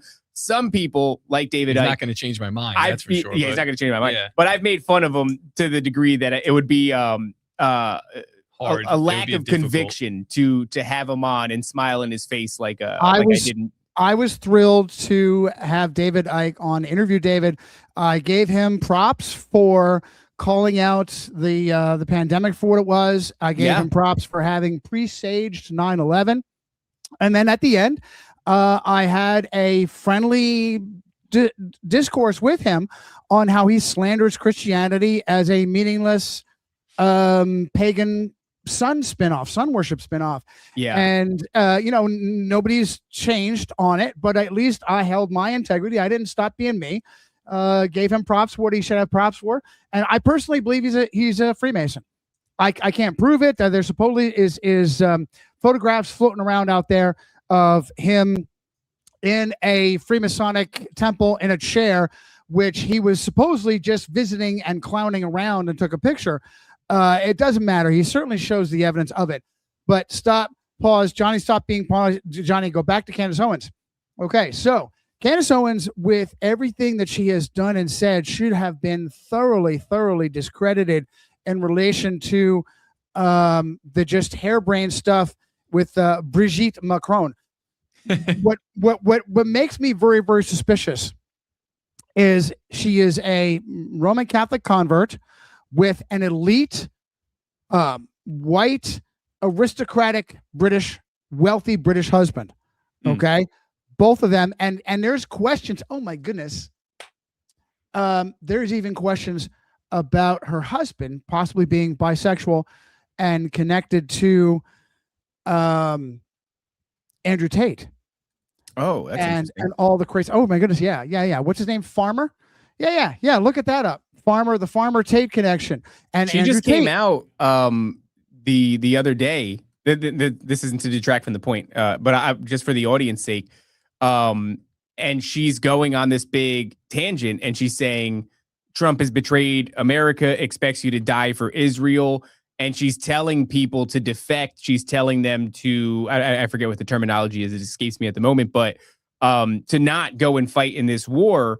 And that's, if you're somebody who is against the war machine, who believes that we're going and fighting Israel's, battles for them or whatever, which maybe it is a surface level thing. Maybe there's something else if you remove those layers like you're highlighting here, Johnny, but you can see how that's appealing, right? like, especially for millennials, after going through everything that, we watched in our youth. We watched the war in the Middle East, the war in Iraq, the war in Afghanistan, everything that came from 9/11, all the corruption and all these things. And I think we're very anti-war at this point, this generation in particular, millennials. And so watching Candace Owens now step up to the line and say, something that sounds pretty based, we're not going to die for Israel. It's making her very popular. And the more they throw crap at her, the more it's like the Streisand effect, right? So Candace Owens says, we're fighting a war on behalf of Israel. We shouldn't do this. The soldiers shouldn't partake, all this stuff, right? And a lot of people feel that way. If it is a deception, which I'm very open to, she's a very effective mouthpiece right now. She should have no credibility whatsoever. But you're absolutely right. It's a tremendous hook because all war, I tell people very often, I'm unlike my beloved Adventist friends who are strict pacifists. They're against war for the sake of war. I'm all about war when it's a righteous war, when it's about real reset, of the common person warring to reset all the corruption. I'm all on it. But when it comes to any war that is created by a Luciferian elite for the purpose of killing you and enriching them, I'm against it. And unfortunately, that's pretty much all war. So by default, I am against war, but I'm not a pacifist. And it is absolutely good for you. It's a great point. But once again, I will make my previous point. If Israel was really behind the war in Iran, I'll tell you, people to this day, I don't even know. What is your possible objectives? What are your strategic objectives for going to war with Iran and supposedly killing Khomeini? Nobody knows. The only thing I'm coming up with right now is insane Jew baiting overreach. Any Israeli strategist would never join hands with America to attack Muslim Iran unless they wanted to put a huge target right on their back. They would much rather hunker down and say, "Oh wow, that America, Donald, we love you, but that's overreach. What are you attacking our friends in Iran for?" Is that not intuitive? Candace Owens, with her insane foolishness in relation to Brigitte Macron, who is supposedly Emmanuel's mother, father, husband, brother, whatever, is supposed to be his elementary school teacher, I think. Right? Was that the? It's a lot of fun. Pause. That's the real story that is ignored. Where? What school? What kind of school was she his drama teacher at? Oh wait, Catholic school, Jesuit school. She was his drama teacher at his Jesuit school. Emmanuel Jupiter Macron said, when I am installed as whatever, premier, president, prime minister, whatever, I am going to govern like Jupiter. Oh, you out of your mind? Devout Roman Catholic, Jesuit trained. So this is the Jesuit blown cover as cover. You take the weakness, you go right for it, but right before you get to it, you distract to something else. Let's look at the marriage of Emmanuel Macron. And right before you get to the weirdness of how his wife she's years older than him, was his drama teacher in his Jesuit high school, left her husband and her kids to marry her student, and that's his wife to this day. Now, pause. If you are a Jesuit intelligence mind control expert, is that not the perfect kind of guy for you to manipulate? Someone with a really perverted mommy syndrome, and they're still together to this day. He's perfect for manipulation. And instead of honing in on that, Candace Owens hones in on the transgender thing, which, by the way, is archetypal Jesuit theater. You can look, and it's a thing. It absolutely is a thing. How do you prove it? You don't. You don't. Yeah, it's kind of look a at that hard Adam's thing to prove. apple. Look at those. Look at those shoulders. Look at you. Go. You can't. It is just a bunch of mud that you throw on a wall for distraction. It's so very hard to prove. I only acknowledge it in certain instances. Like there may be some evidence about Michelle Obama. There may be some evidence about those two girls that are just tennis superstars. Being crossovers. Okay. But there's nothing you can really definitively prove. And so this is a constant thing in our arena. Yeah. It's gotten to the point where it was especially over, I would say last year, it reached a peak of, I guess like conspiracy theorist awareness where it started getting flung around constantly. Like every single person it was called EGI, elite gender inversion. Oh yeah, you got that. They accuse me of it. I have a female skull, and it's just like it goes on and on and on. But you're right. It's not anything that you can prove, but it happens. I would imagine to some degree. Some people think that it's like upwards of 80% of the influential people, whether it's Hollywood or politics or anywhere in between, are gender inverted. And then there was this conversation in the files, whatever these files are that we're getting from the DOJ. Where I believe it was, it wasn't Lex Wexner that was talking about it, but it was somebody talking about Victoria's Secret and said that many of the models are actually men. So it just adds to that fire, but it's kind of a moot point because it is unprovable.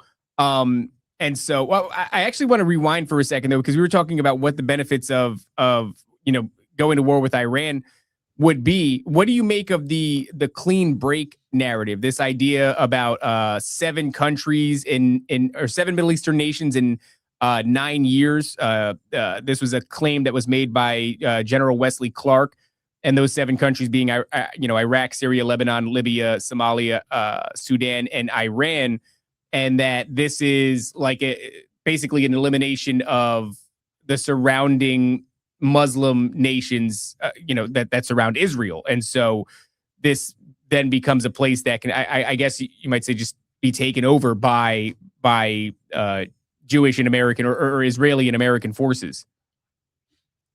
I don't know anything about a Israeli American confab, but actually, wait, before you go any further, and I'm not saying that this says that this is true, Johnny, but what happens right after we attack Iran this year, not last year, this year, is that Benjamin Netanyahu, who is not who he is claiming to be, right? It seems like he's got relations with Javier Milei and all this other crap, that this is not whoever this guy is pretending to be. He's not really him. I don't know. I haven't looked into it very much. He's from Poland. Right. But he comes out the next day after we do this and tweets, possibly just to stoke the fire, right? What you're talking about here, obfuscation or reinforcing this Jew narrative could well be the case. But he's saying in a joint effort, the U.S. and Israel have, begun to attack Iran. The entire media is full, and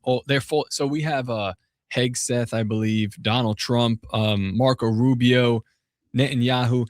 They're falling over themselves to reinforce that narrative. Yeah. That the United States is going to war for Israel. And that's what he says. Benjamin Netanyahu says to defend Israel from its enemies. Right. So that's like that's the why. We're dealing with two things here, Gio. It's like part of me, when we're talking to the normie, I'm kind of like, hey, I think you need to notice that, so that way we can step up this conspiracy ladder, or step down into this conspiracy.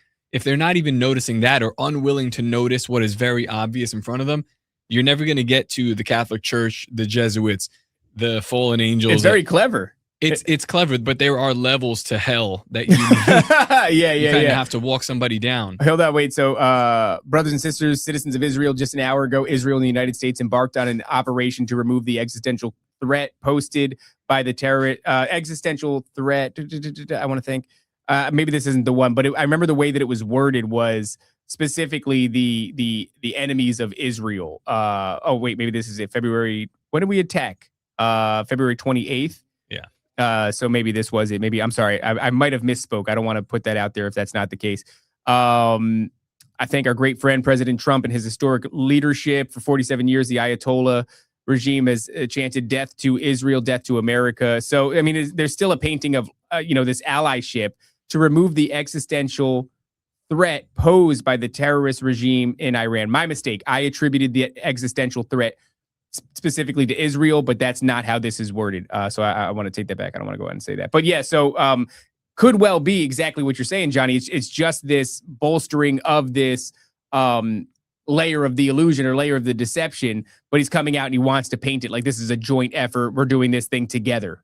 So no American strategist, no American strategist anywhere.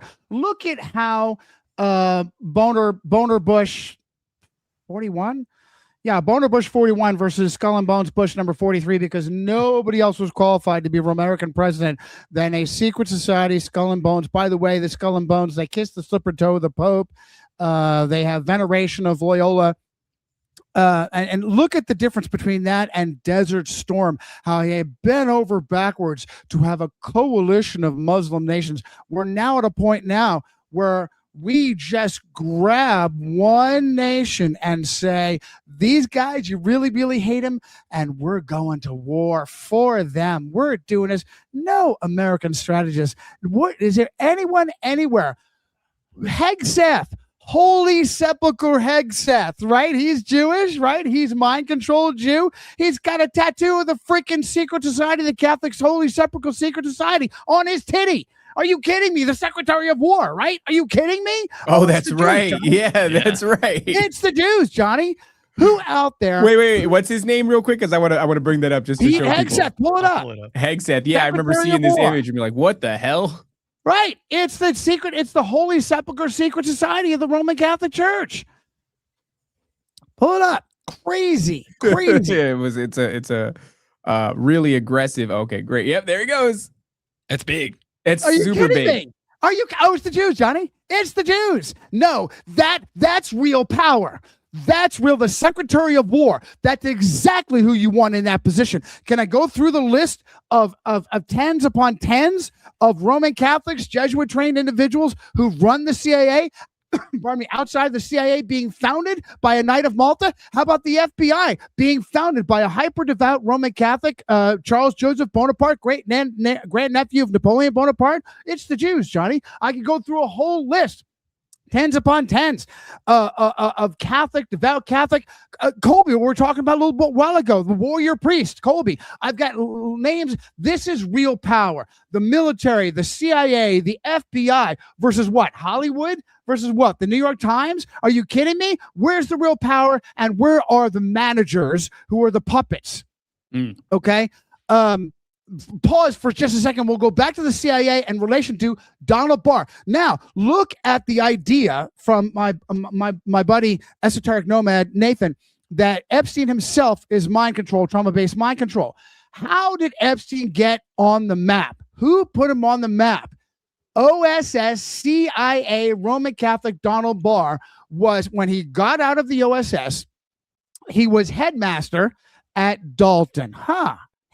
Really? Yeah, and he was writing science fiction about sex trafficking and how fun it was. No joke. Look it up. Donald Barr, okay? Donald Barr, his last thing that Donald Barr did was he took a guy who had failed college twice, a two-time college dropout, and he brought him in to teach math at Dalton. Absolutely stood by it, but he left. He retired so quickly, he didn't even give a secret handshake to the guy he just hired. Donald Barr hired Jeffrey Epstein. Donald Barr installed Jeffrey Epstein at Dalton. And the New York Times said the kids knew right away he was a weirdo. The kids knew right away he was a weirdo. Or knew that Epstein. Okay. Epstein was odd. The kids knew right away that Epstein was odd. That's the New York Times saying that. Okay. What does odd mean? Does that mean that he was not right? Does that mean they jumbled up his brain from trauma-based mind control? Okay. And from there, he mysteriously, look it up. How did Epstein get his billions? Nobody knows. Oh, Wexner the Jew. Victoria Z. Wexner the Jew.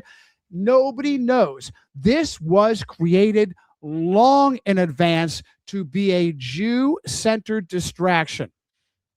When Epstein was first arrested, they gave him 14 weeks of house arrest. Oh, by the way, real quick to go back, Galileo Galilei, when he was examined by the Inquisition, and the Inquisition said, no, you're not allowed to teach that. And he was like, dude, you told me to come teach that at your university. What are you doing? No, you're against the Bible. You're not doing that. You go on house arrest. House arrest? Okay. When the Inquisition really doesn't like you, what do? They rip your intestines out. They burn you alive. They pull your skin off. They pull your arms out of their sockets. But for Galileo Galilei, house arrest. You'll never do that again, right? Jeffrey Epstein, when he was arrested, house arrest. No TV on Wednesday nights. Just call in and we'll make sure you're okay. That's the first time. He was told there was a federal prosecutor with 5 federal counts. 5 federal counts. Alexander Acosta. And Hispanic Roman Catholic. I think he's Cuban, Puerto Rican Roman Catholic, the federal prosecutor. And the CIA came to Acosta and said, he's good. Leave him alone. He works for us. That's not my words. That's Alexander Acosta's word. Oh, and by the way, who was the attorney general at this time in Florida? Oh, wait. Pam Bondi. Pam Bondi was the attorney general at this time during Epstein's trials in Florida. House arrest. The second time he was arrested, and he committed suicide twice. He fell on a knife 14 times. So, by the way, the anomalies with Epstein's suicide, the fact that he was in a federal facility, he was on suicide watch. You can't get levels of security higher than that. A federal facility on suicide watch had already attempted to kill himself and did so a second time. And when he did a second time, the cameras went out. I hate when that happens. Are you kidding me? How stupid am I?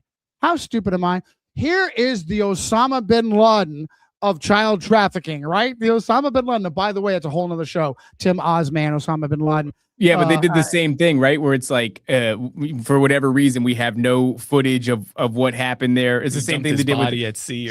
Which was insane because we hung Saddam Hussein on like network television. I saw I'm pretty sure I saw as a child Saddam Hussein being hung, and then when it came to I saw that. You saw his body double. Right. And then when it comes to Osama bin Laden, we get a screwed up Photoshop image that goes, viral, for lack of a better term. I believe it's on the cover of whatever, the New York Times or some shit, or the New York Post. And it's literally like the lower half of somebody's face and the upper half or the lower half of Osama's face and the upper half of just some random dead dude's face. And then they told us that we couldn't see the body. We couldn't see anything. He got a burial at sea because, no, wait. Am I conflating something here? No. You're spot on. So Sheikh Mohammed, KSM, Khalid Sheikh Mohammed, the CIA waterboarded him 183 times to get every scrap of information. But Osama bin Laden, the SEAL Team 6, oh my goodness, if there's anybody that Eric Prince, the godfather of war profiteering. Eric Prince, he's Jewish, right? No, he's a hyper devout Catholic convert, the godfather of war profiteering, another Navy SEAL. How many Navy SEALs have left the Navy SEALs and have gone into successful whatever podcasting and security and TV shows and the Navy SEALs? They're all compromised. They're all. By the way, didn't all those dudes die in a helicopter crash? And I swear they did it twice. Like there was 2 times when those people died in a helicopter crash. Yeah, like that was actually a genuine Mandela effect for me, where when the news happened, I was like, that already happened. They already died in a helicopter crash or something like that. Right. And who knows if that was cover or not. I think it's the name of the helicopter was CH-47 Extortion 17. And who knows if that was legit. And they told the SEALs that your mission is shoot them on sight and dump them in the ocean. Yeah. What?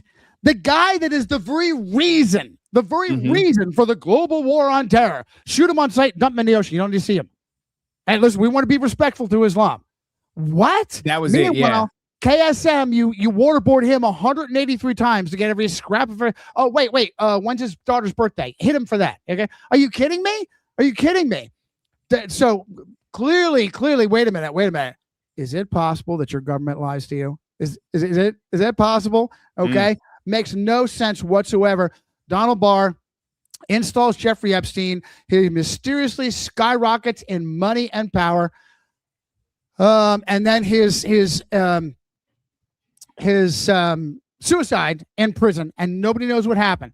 So I will tell you, from a military perspective, heads would roll. The fact that you have that level of security, the fact that he supposedly tried to kill himself once, and you made no changes to make sure that never happens again, and he did it a second time successfully, and the cameras are gone, and you have no idea, and no heads rolled.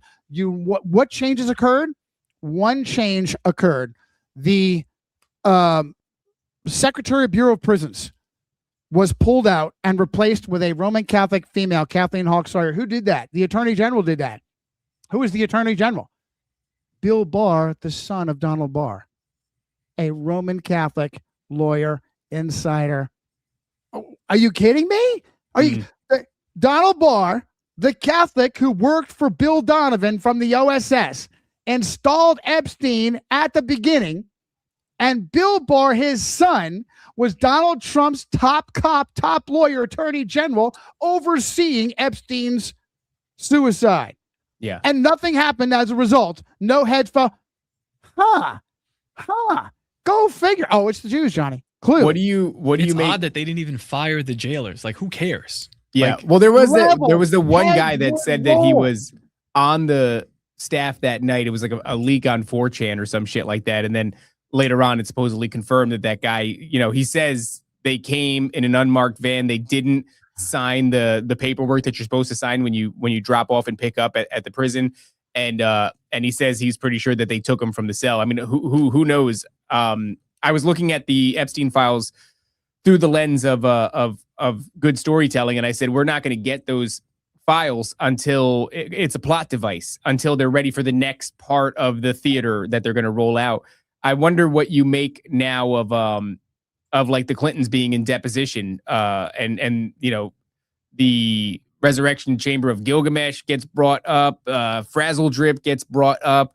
Everybody looks at Bill Clinton like he's an obvious, POS, because he's like gazing longingly, going down memory lane at some of the photos that are presented as evidence, I guess, of his comings and goings on Epstein's island. And I'm not saying that that's not genuine, but the whole thing just feels so strange to me. That's kind of a twofold question. What do you make of the deposition with the Clintons? And then I'd like to talk to you a little bit, if we have time, about what role Q plays in this. This, like, in my estimation, is a psychological operation, kind of meant to lull people into a false sense of security about the things they're going to see as this theater plays out, and they get to have their heroes and villains and all that other stuff. But first, let's talk a little bit about this deposition. What do you think about that? I think it's so perfect. I think that if you are thirsting for justice, you need to hammer the guy who was president from 30 effing years ago, who's now 79 years old. Bill is 79. Hillary is 78. Are you kidding me? Are you kidding me? They're expendables, and I fully expect nothing's going to happen to them anyway. They're just going to get a little bit of a black eye in the media. It doesn't matter. Yeah. They are expendable. They're nobodies now. They have used all of their utility to the machine. Throw them out. Kick them out to the curb. Throw them out so that the breadcrumbs go after Bill, go after Hillary. Yeah, certainly two of them is Hillary, especially one of the most evil people in the world. That I fully expect that they'll go to their graves never having seen any kind of earthly justice. But even so, you can give them a little bit of a black eye. I'm the biggest one. I'm surprised. Look, how is it that the only one to ever partake of the teen girls, not 8, 9-year-old little boys being brutally sodomized, that doesn't sell? Teen girls, that sells. That's okay. Who partook of the teen girls? Prince Andrew. Oh, I'm sorry, Andrew Mountbatten. He's not Prince anymore. He's deprinced. He's deprinced. He's the only one. Yeah. He's the only one. He's been deprinced. Are you kidding me? Are you kidding me? For the longest time, I couldn't figure out Why is he okay to go after? Well, it turns out he's an idiot. They all hate him. All of the Luciferian elite insiders, they consider him he was too extravagant. He was a liability. Okay, look, don't jam it in their face. You have to be quiet about eating babies and raping little boys. Come on, man. You don't go around like they owe it to you. And so that's the only thing I can figure out. But nobody else partook. Not even the sitting president, the guy who's sitting, pause, in the house, in the White House, named for its color, named after the Jesuit in Maryland, the colony for Catholics by Catholics. The Jesuit Father Andrew White, S.J., is the namesake of the White House.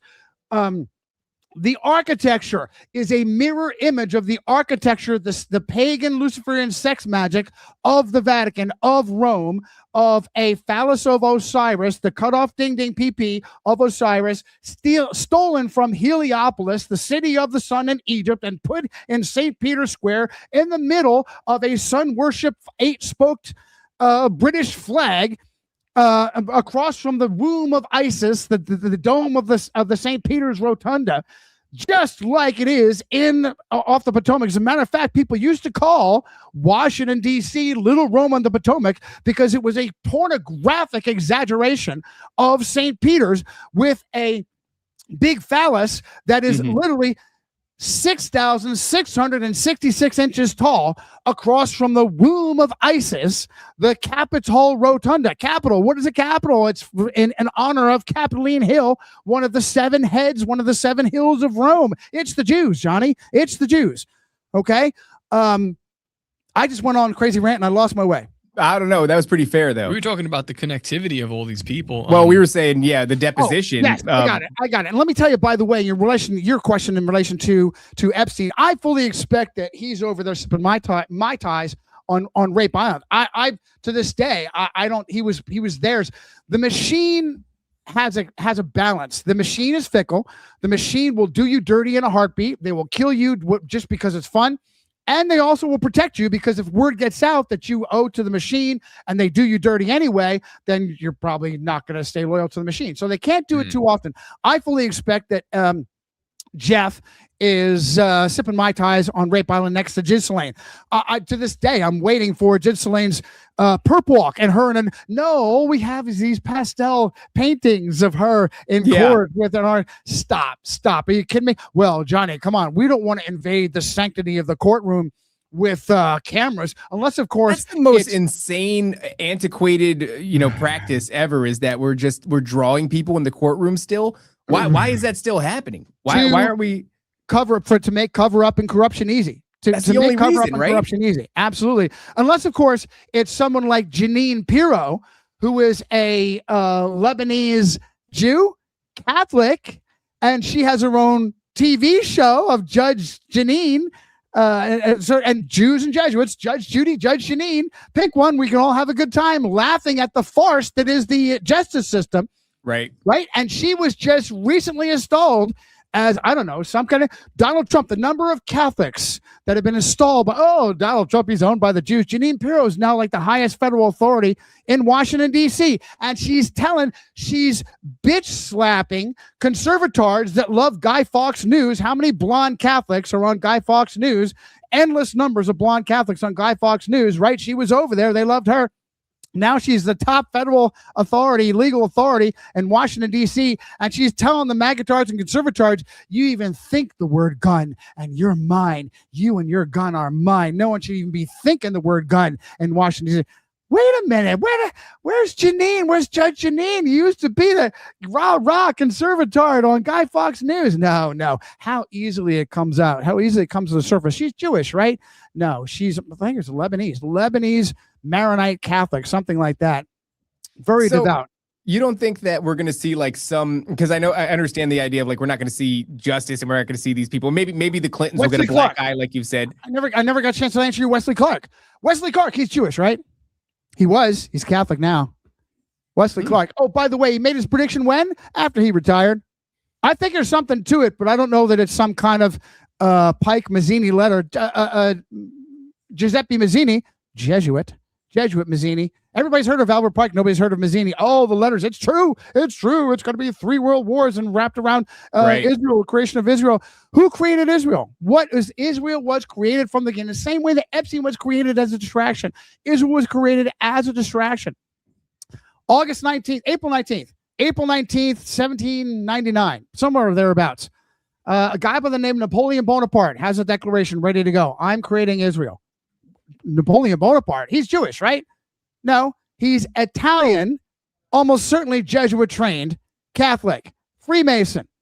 Okay, he's ready to go. All he's got to do is defeat the Ottomans at Accra, and he couldn't pull it off. Otherwise, Israel would have been started not in 1947, in 1799 on April 19th. April 19th, the list of dates of April 19th, the most important of which that nobody's heard of, April 19th, 1541, the day that Ignacio Lopez becomes the very first superior general of the Jesuits. No one's heard of that April 19th. You've heard of other April 19th of, oh my goodness, I have a whole list of April 19th. Now, I think BP oil, I think that was April 20th. Adolf Hitler's birth is April 20th, thereabouts. But yeah, I have a huge list. That's just crazy, dude. I didn't realize that Napoleon tried to do. So we're just on this weird timeline. What do you like? It was gonna happen. It's gonna happen, but it always seemed like it was always going to be artificial. Where do you put that in the timeline of biblical prophecy? Like, is this biblical prophecy because this happened in 1947, or if it would have happened in 1799, or like absolutely, and no, doesn't exist in biblical. There are no Jews in biblical prophecy. None, zero. There is. Go read Romans 9, 10, 11. Go read Galatians 3 and 4, especially Galatians 3 and 4. There are Jews of the flesh and Jews of the spirit. Israel of the flesh and Israel of the spirit. And the Israel of the spirit is anyone who is born again. There are zero promises. Anyone that says, bless you, anyone that says that we need to have a third temple, we need to Christians, oh we yeah, need to get behind a third temple. You're blaspheming the cross. Anyone that says that there are promises to a bloodline is blaspheming the cross of Christ. There are zero promises to any bloodline. As a matter of fact, one of my all-time favorite passages is Jeremiah 31, particularly Jeremiah 31:31. But and Yahweh puts to death, probably Jesus himself, puts nails it to a cross, says, listen to me. I'm going to make a covenant in the future, not like the covenant that you broke through Moses. I made a covenant with you through Moses that you broke. You couldn't keep it in the first place. In the future, I'm going to make a brand new covenant you have no idea has ever seen. You're not going to see it coming. I'm going to take my law. I'm not going to write it on tablets of stone. I'm going to write it in your heart. You have been saying the fathers eat sour grapes and the children's teeth are set on edge, implying generational curses for sin. You will never say that again. Every man will be responsible for his own wickedness and his own sin. Why salvation is individually based. There is no such thing. The Baptists told the Jewish leadership, you brood of vipers, who told you judgment is at hand? Who told you? And don't you dare say that Abraham is your father and that's your salvation, because Yahweh can make, gives me a chill even mimicking this. Yahweh can take one of these very stones and make them a child of Abraham. Repent for your own personal sin. And that is the miracle of salvation. It is individually based. Any Christian that says there are promises to a bloodline is ignorant and a blasphemer. There are no promises outside of the cross. Christ is the promise, as Paul says, not seeds. He is the seed of Abraham. He is the fulfillment of the promise in the seed one, says Paul, Abraham. There is no such thing as a fleshly, physical nation of Israel. There is a single spiritual, eternal nation of Israel. Period. What do you make then of the, like, all the prophecies? I'm looking at I have a couple pulled up, but like all of the prophets that are talking about the people of Israel gathering back in, because this is an argument that's consistently thrown at me because I don't necessarily know where to place it either. It feels like a falsehood what's happening here, and we're being led by the nose. You're saying the current nation of Israel. I don't know. Yeah, there's just there are scriptures like, what is this? Does this mean that they've already came back, or is that allegory? There is a duality of scripture very, very often. There is a duality of scripture. There was a regathering. There was a moment where Israel was broken in half with a civil war, Israel and Judah. The northern nation of Israel was dissolved by Assyria. There's no such thing as 10 tribes. They're gone. They're intermarried and intermingled, gone, erased. Those that love the Lord congregated towards Jerusalem and the temple. They still dropped the ball. They were conquered by Babylon and carted off and held by prediction in Jeremiah for 70 years. Daniel was praying. Daniel did the math. Daniel couldn't believe the time is up. The time is up. I've got to fast. We should be heading back to our homes, and we don't deserve it. We don't deserve it. And Daniel got on his knees. That's why Daniel is so important, and why modern Judaism struck him from the role of the prophets, because they hate him. Because Daniel is absolutely, Daniel and Revelation, two prophets called beloved, Daniel and John. Why? Because number one, they gave you the identity of the Christ, Jesus of Nazareth. Number two, they gave you the identity of the Antichrist, Rome. John and Daniel, they go hand in hand. There was a regathering. There was a modest physical regathering in Israel. There is a much bigger spiritual gathering of anyone who loves Christ around the world. There is a duality of scripture. Do you have any specific verses that you're thinking of? The one that stands out to me the most would be Amos 9:14 or 15. I'll pull it up here so we could see it. But it's just because, again, it's like what it says. I'm not trying to like debunk or anything. I'm just trying to really figure it out. But here, and I will plant them upon their land, and they shall no more be pulled up out of their land, which I have given them, saith the Lord thy God. Where he's talking about the people, like the captive people of Egypt. So it's like that's some of them, but like there are other prophecies from the like different prophets. Let me see if I can find some more. You know, Ezekiel, Jeremiah, Isaiah, they talk about the gathering and the regathering and the putting in this placement. And it's like, yeah, all right, if that is to come to pass, like, can that come to pass artificially? Or is God going to do that? Or does it matter? Because it seemed like Napoleon was trying to do that too. And it seems like they're trying to artificially create prophecy. And does that work? I don't know. Or what are we even looking at here? You know? And is it actually like the synagogue of Satan? You know, right. Yeah. Very confusing. There absolutely is. I'm going to just pull up Ezekiel here. Ezekiel is what number? Ezekiel is number 36, probably. It's the 26th book of the Protestant. Here's what's absolutely amazing is Ezekiel's temple in chapter 40 is very deceptive. It is very deceptive because it lists extremely precise dimensions that have never been fulfilled. Extremely precise dimensions that have never been fulfilled. How do you reconcile that? Ezekiel has predicted a temple that didn't exist there, doesn't exist now. Is there going to be a third temple? A third temple would blaspheme Jesus and, in fact, make Jesus a liar.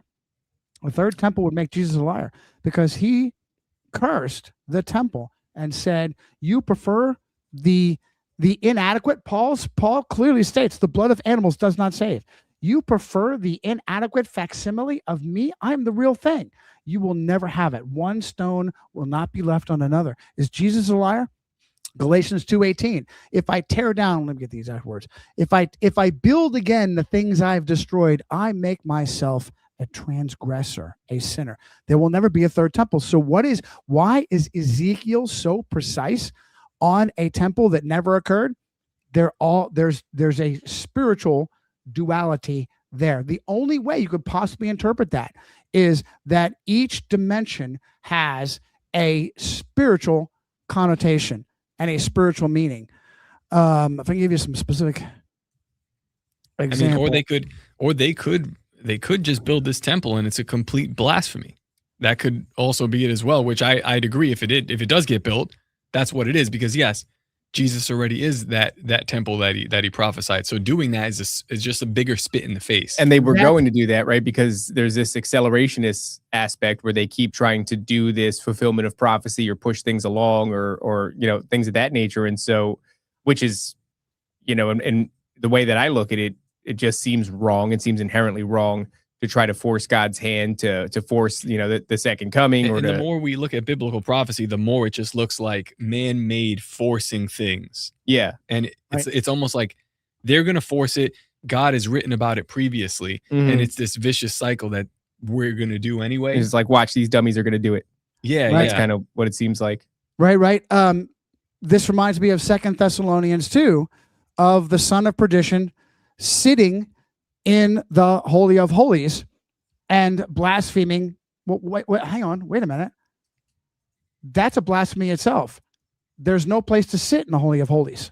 You're not allowed to sit in the Holy of Holies. Our high priest was not allowed to sit in the presence of God. So what are you talking about? You are talking, what is the temple? Paul tells you what the temple is. You. Jesus Christ is Jacob's ladder. He allows you communion with Almighty God by his blood. You stand before Almighty God. You could never do that on your own. So what is the son of perdition blaspheming? Where is he sitting? He's seeking to take over Christianity and blaspheme it as the vicar of Christ. Oh, did he say that? The vicar of Christ, the 666. It's exactly what the Pope claims to be. Ex cathedra, whenever the Pope speaks ex cathedra, he writes in plural capital pronouns. We have decided this. Our judgment is this. He is truly the little horn that blasphemes. He is truly the little horn that changes names, places, and dates, that changes times. Daniel 7:25. The calendar that we have is such a ridiculous calendar. 365 and a quarter days, and we don't know we're going, we're coming. Who created the Jews? Created the calendar? Who created the calendar? The Jesuits did. It's the Gregorian calendar. Did Pope Gregory create the calendar? No. A Jesuit named Christopher Columbus. Why is it that Easter floats every year?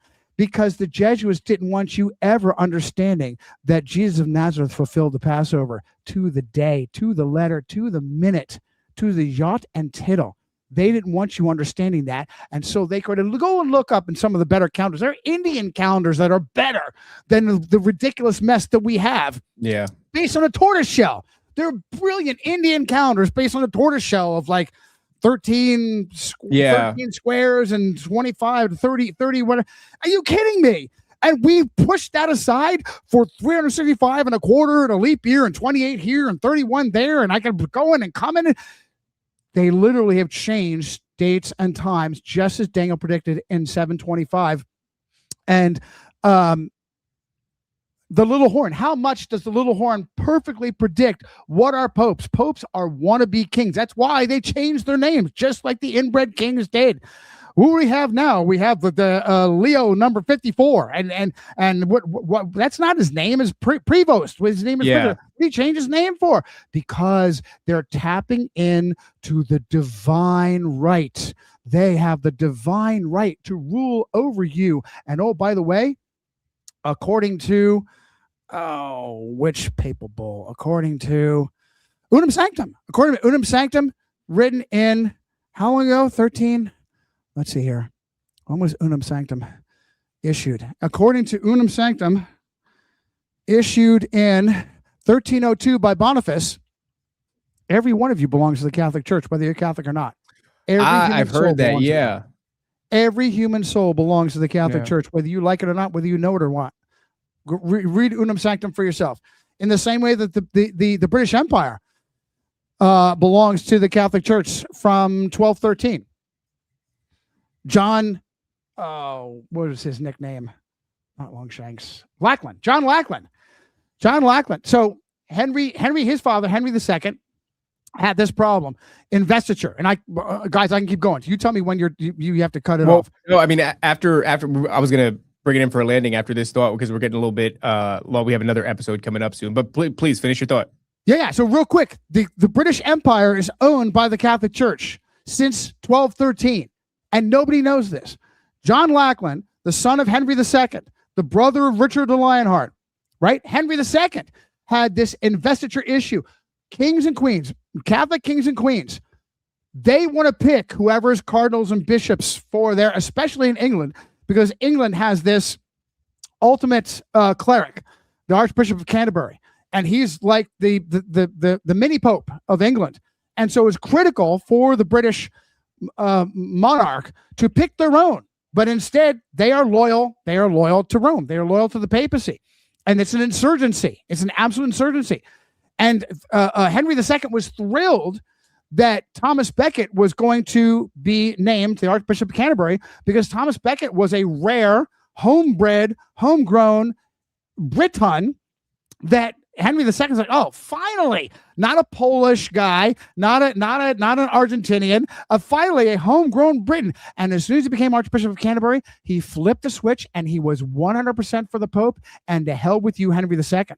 And it drove Henry insane. And Henry supposedly muttered under his breath, who is going to help me get rid of this petulant priest?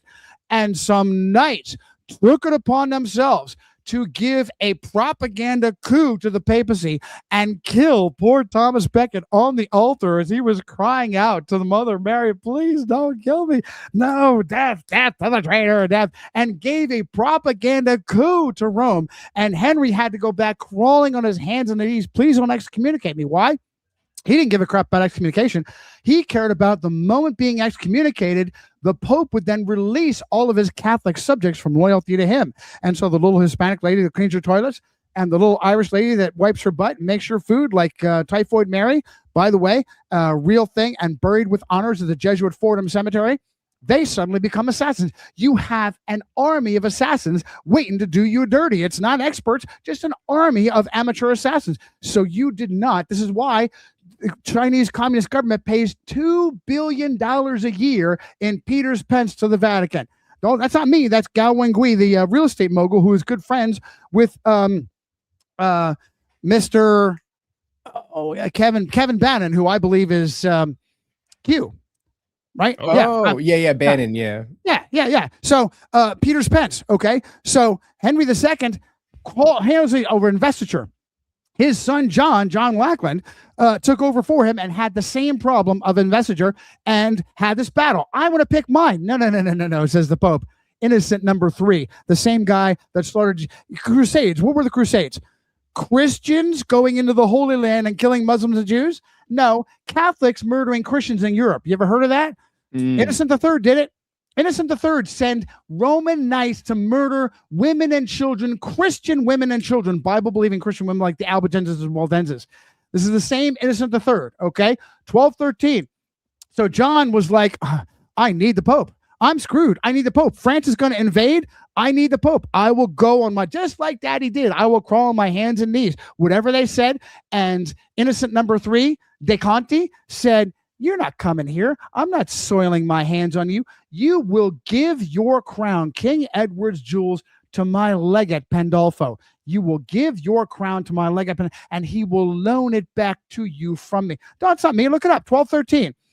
John, King of England, gives England to the papacy symbolically by giving Edward's crown. Pandolfo took it. And by the way, if you try to look up a depiction of this, it's all Alamy and Getty and it's a drawing. It's a drawing from years ago. Are you kidding me? You've copyrighted this? Are you kidding me? It's because they're gatekeepers for Rome. Gave the crown back, and 9 months later, you've ever heard of this? 9 months later, the lords and elite forced John, no more we can have a rule of your whims. We want a rule of law, the Magna Carta. Has anyone ever told you that the Magna Carta was created because John gave England to the Pope? No. Crazy. No, I didn't. No. I've never heard that, but that's, Nope. I mean, Absolutely true. As you're talking, I'm thinking about like the John Wick movies. I'm like, damn, these guys like nailed it. Yeah, in a way, right? Where everybody gets activated, even the what did you say? The ass washer. It's a Yes. not so Yes. it's a not so Yeah, clever. right on the Matrix. Right on the Yeah. Matrix. Blue Yeah, up, yeah, and yeah, even yeah. popped up. Absolutely. Absolutely. And this is the power of the Catholic Church. Whereas not every spy is a Catholic, but every Catholic can be a spy. Every Catholic can be activated because they fear for their own soul. And by the way, this is why I'm a huge advocate for real decentralized Christianity. You, the Bible, Jesus. You, the Bible, Jesus. As soon as you insinuate a human being in between you and salvation, you've lost. You're a slave. That seems to be the most obvious hole in Catholicism's game for me, and it doesn't seem to be one that Catholics are willing to. He must have freaked out when Nick Fuentes said that. That people shouldn't be reading their Bible. No salvation. Little Nicky Fuentes. Who the heck is he? He's a nobody. He's a homosexual Catholic that came up out of nowhere in the same way that Candace Owens popped up. What is he taking pictures of Kanye West in his sleeping for? Are you kidding me? He was a cat boy, wasn't he? He was a cat boy not long ago. Right. I don't think you can be Australia, New Zealand. You had a date with Catboy. Yeah, are you kidding me? You can't be un-catboyed. I think once you go that way, Johnny, we got to bring it in for Landon because we have another show to do. But I'd love to have you on sometime to talk about, and we'll touch base after this sometime. We're seeing a resurgence in like the Templars were based, and that's alarming. It's alarming because I get it. It's like it's a cool thing because it's a reaction to the current cultural climate we're in, and you see sin and you see monstrosities and you want to combat it, and you have this iconography of the Templars and the cool outfits and such, and you have this really kind of reductive version of what that was all about. I'd love to unpack some of that in the future, and I'd like to have you. Prophecy, right? Who do you think is going to be cutting the Christians' heads off? Right. Yeah. The same people that have throughout history. More Christians have lost their heads to the Catholic Church than ever any Muslim. Ever. Just read Fox's Book of Martyrs. Read Fox's Book of Martyrs. More Christians have been beheaded by the Catholic Church than by any group of Muslims. Let me tell you, let me feed you. Let me do a teaser for coming back and talking about this, how the Templars are the seers. Let's go. They are knights. They are drones. They are soldiers. They are feudalist gatekeepers, Praetorian guards for the Catholic Church. Just ask, what's his name? Let's see here. Thomas. Let's see here. Stephen Christopher Yaxley Lennon. Oh, I'm sorry. Tommy Robinson. You know him better as Tommy Robinson. What? Yes, his real name is Stephen Christopher Yaxley Lennon. The savior. If you are inundated in England, if you are sick to death of Asian rape gangs, that your traitorous government is letting Muslims, wave after wave after wave of Muslim come in and rape your little girl, and you've had it. You go to Stephen Christopher Yaxley Lennon to be your voice, aka rebranded Tommy Robinson. And what does he do? He comes out of prison. Of course, he needed to get some people were saying, come on, you're a joke. And then they put him in prison. Oh, you did that to Tommy. We love Tommy. Tommy, please come out. He comes out of prison wearing a rosary beads. Are you kidding me? So what do they tell the English? They tell the English, if you want to strike at these Muslim hordes, you need to make yourself a Templar from the days of old, which is what we really are. It's a setup. Yeah, man. That's where everything's going. That's where everything's going. I see it a lot. I see a lot of memes, especially that memes was kind of how we got there. Like tolerance is not a Christian virtue, right? And it's like the Templar standing there and everything. Like, I get it. I understand the appeal. It stands starkly in the face of all the things that everybody's too afraid to address. If you're too afraid to address. They frustrate you, David Lee. They frustrate you. You, and then they give you the solution. They cause the pressure, and then they give you exactly every time. Before we get out of here, Johnny, let's remind everybody where they can find your work, where they can find your books. Fortunately, nobody's heard of me, so my books are still on Leviathan, aka CI Amazon. Illuminati of Mass, Secret History, Eaters of Children, Romans of Mass Destruction, and Disciples of Ra, which is on medicine and pandemics. All available on CI Amazon, aka Leviathan. Oh my goodness, we can do a whole show on Jeff Bezos and his weird upbringing of being adopted, Cuban Catholic adoption and all that. Just another front, just another CIA front, just like Elon Musk. You can find me at JohnnyCirucci.com, JohnnyCirucci.com. I actually have an email that I get spammed all the time and punked all the time, Johnny@JohnnyCirucci.com. I will answer you. And I do a regular show that's available on Rumble, but you're not going to find it. Resistance Rising, because somebody else, they've done an algorithm stealer. Resistance Rising. So just find Johnny Cirucci, Rumble, Odysee, BitChute, Brighteon, and that's it. And now, because my brothers that I love dearly have convinced me, dude, you've been away from YouTube. YouTube gobbled up by Google. Google changed its birthday to coincide with September 27th. That's the birthday of Jerusalem. That's the birthday of Jewsreel. No, it's the birthday of the Jesuits. Look it up. YouTube, Google, the most powerful information aggregator in the world, changed its birthday in 2006 to coincide with the birthday of the Jesuits. Oh, it's the Jews, Johnny. It's the Jews. So yeah, good point. I'm gonna look into giving myself a presence back on YouTube and see if it works. Love you guys. More people should see you. That's what I'm saying. No, God, I agree. I think more people should get the information, and if they're going to lower the censorship thing for now to do whatever, then take advantage of it until you get inevitably banned. But thank you, Johnny. This has been an awesome conversation. It's good talking to you again, man. Yeah, it's been. Love you guys. You say the word, and I'll be back like that. You say the word. I want to do this Templar thing. Because that to me is something that's important. Because I could see that it's entering this kind of cultural zeitgeist, and people are getting all twisted. And me myself, I don't really understand the history of the Templars. I learned through conversation. So I'd love to have you back to talk about that. Done. You name it, we'll do it. It's a setup. It's a divine setup, not divine, demonic setup, where we just talked about it. They frustrate you. I just talked about this recently in Vietnam. They frustrate you. They set you up a no-win scenario, and then they say, "You want to win? Yep. Break the rules. Yep. Kill women and children. Do a Phoenix Project ruled by devout Roman Catholics like Bill Colby and John DeCamp, and go slaughter men, women, and children. Oh, we got to do it. We got to win any way that we can. Wait a minute. Why are we here again? Because we want you here. We're in a no-win situation. The Muslims, the immigrants, the Catholics, the Hispanics, no-win situation. Donald Trump's going to win for you. The Templars are going to win for you. It's divine setup. Happy to do it, man. You guys name it. Send me your calendar. Giovanni, you're right about that, man. And it's something that I struggle with, because we get caught up in that all the time. And it's just and the emotional manipulation they're really great at it. Or it's like, really realistically, what it always comes down to is like, I think South Park nailed it. What you can vote for a turd sandwich or a douche, a giant douche. Yeah. And you're like, shit, I'm getting one of these. No one steps back and say, wait a minute, I've got two choices every time. Every time. It's a false binary. I'm aware of it. And by the way, the guys on the left are rabid hardcore left, and the guys on the right never deliver. The guys on the right are phony on the right, and they never deliver, and the guys on the left get everything they want. Oh, the guys on the left, they'll deliver. Yeah, they'll sever their penises off. I was just asking for the boot off my neck just a little bit more. Sorry, can't do it. And right. It never ends up. We hate to interrupt this commercial, but we interrupt for this commercial message for the World Trade Center going down. The guys on the phony right. Bush. We interrupt for this commercial message of the pandemic. Right. Yeah. Guys on the right. So you have this hardcore left pull from the left, and when we're speaking ill of the left, because the solution to the left is, what leftist values are: if it feels good, do it. If you have responsibility, kick it away. Yeah. That's the left. That's the left.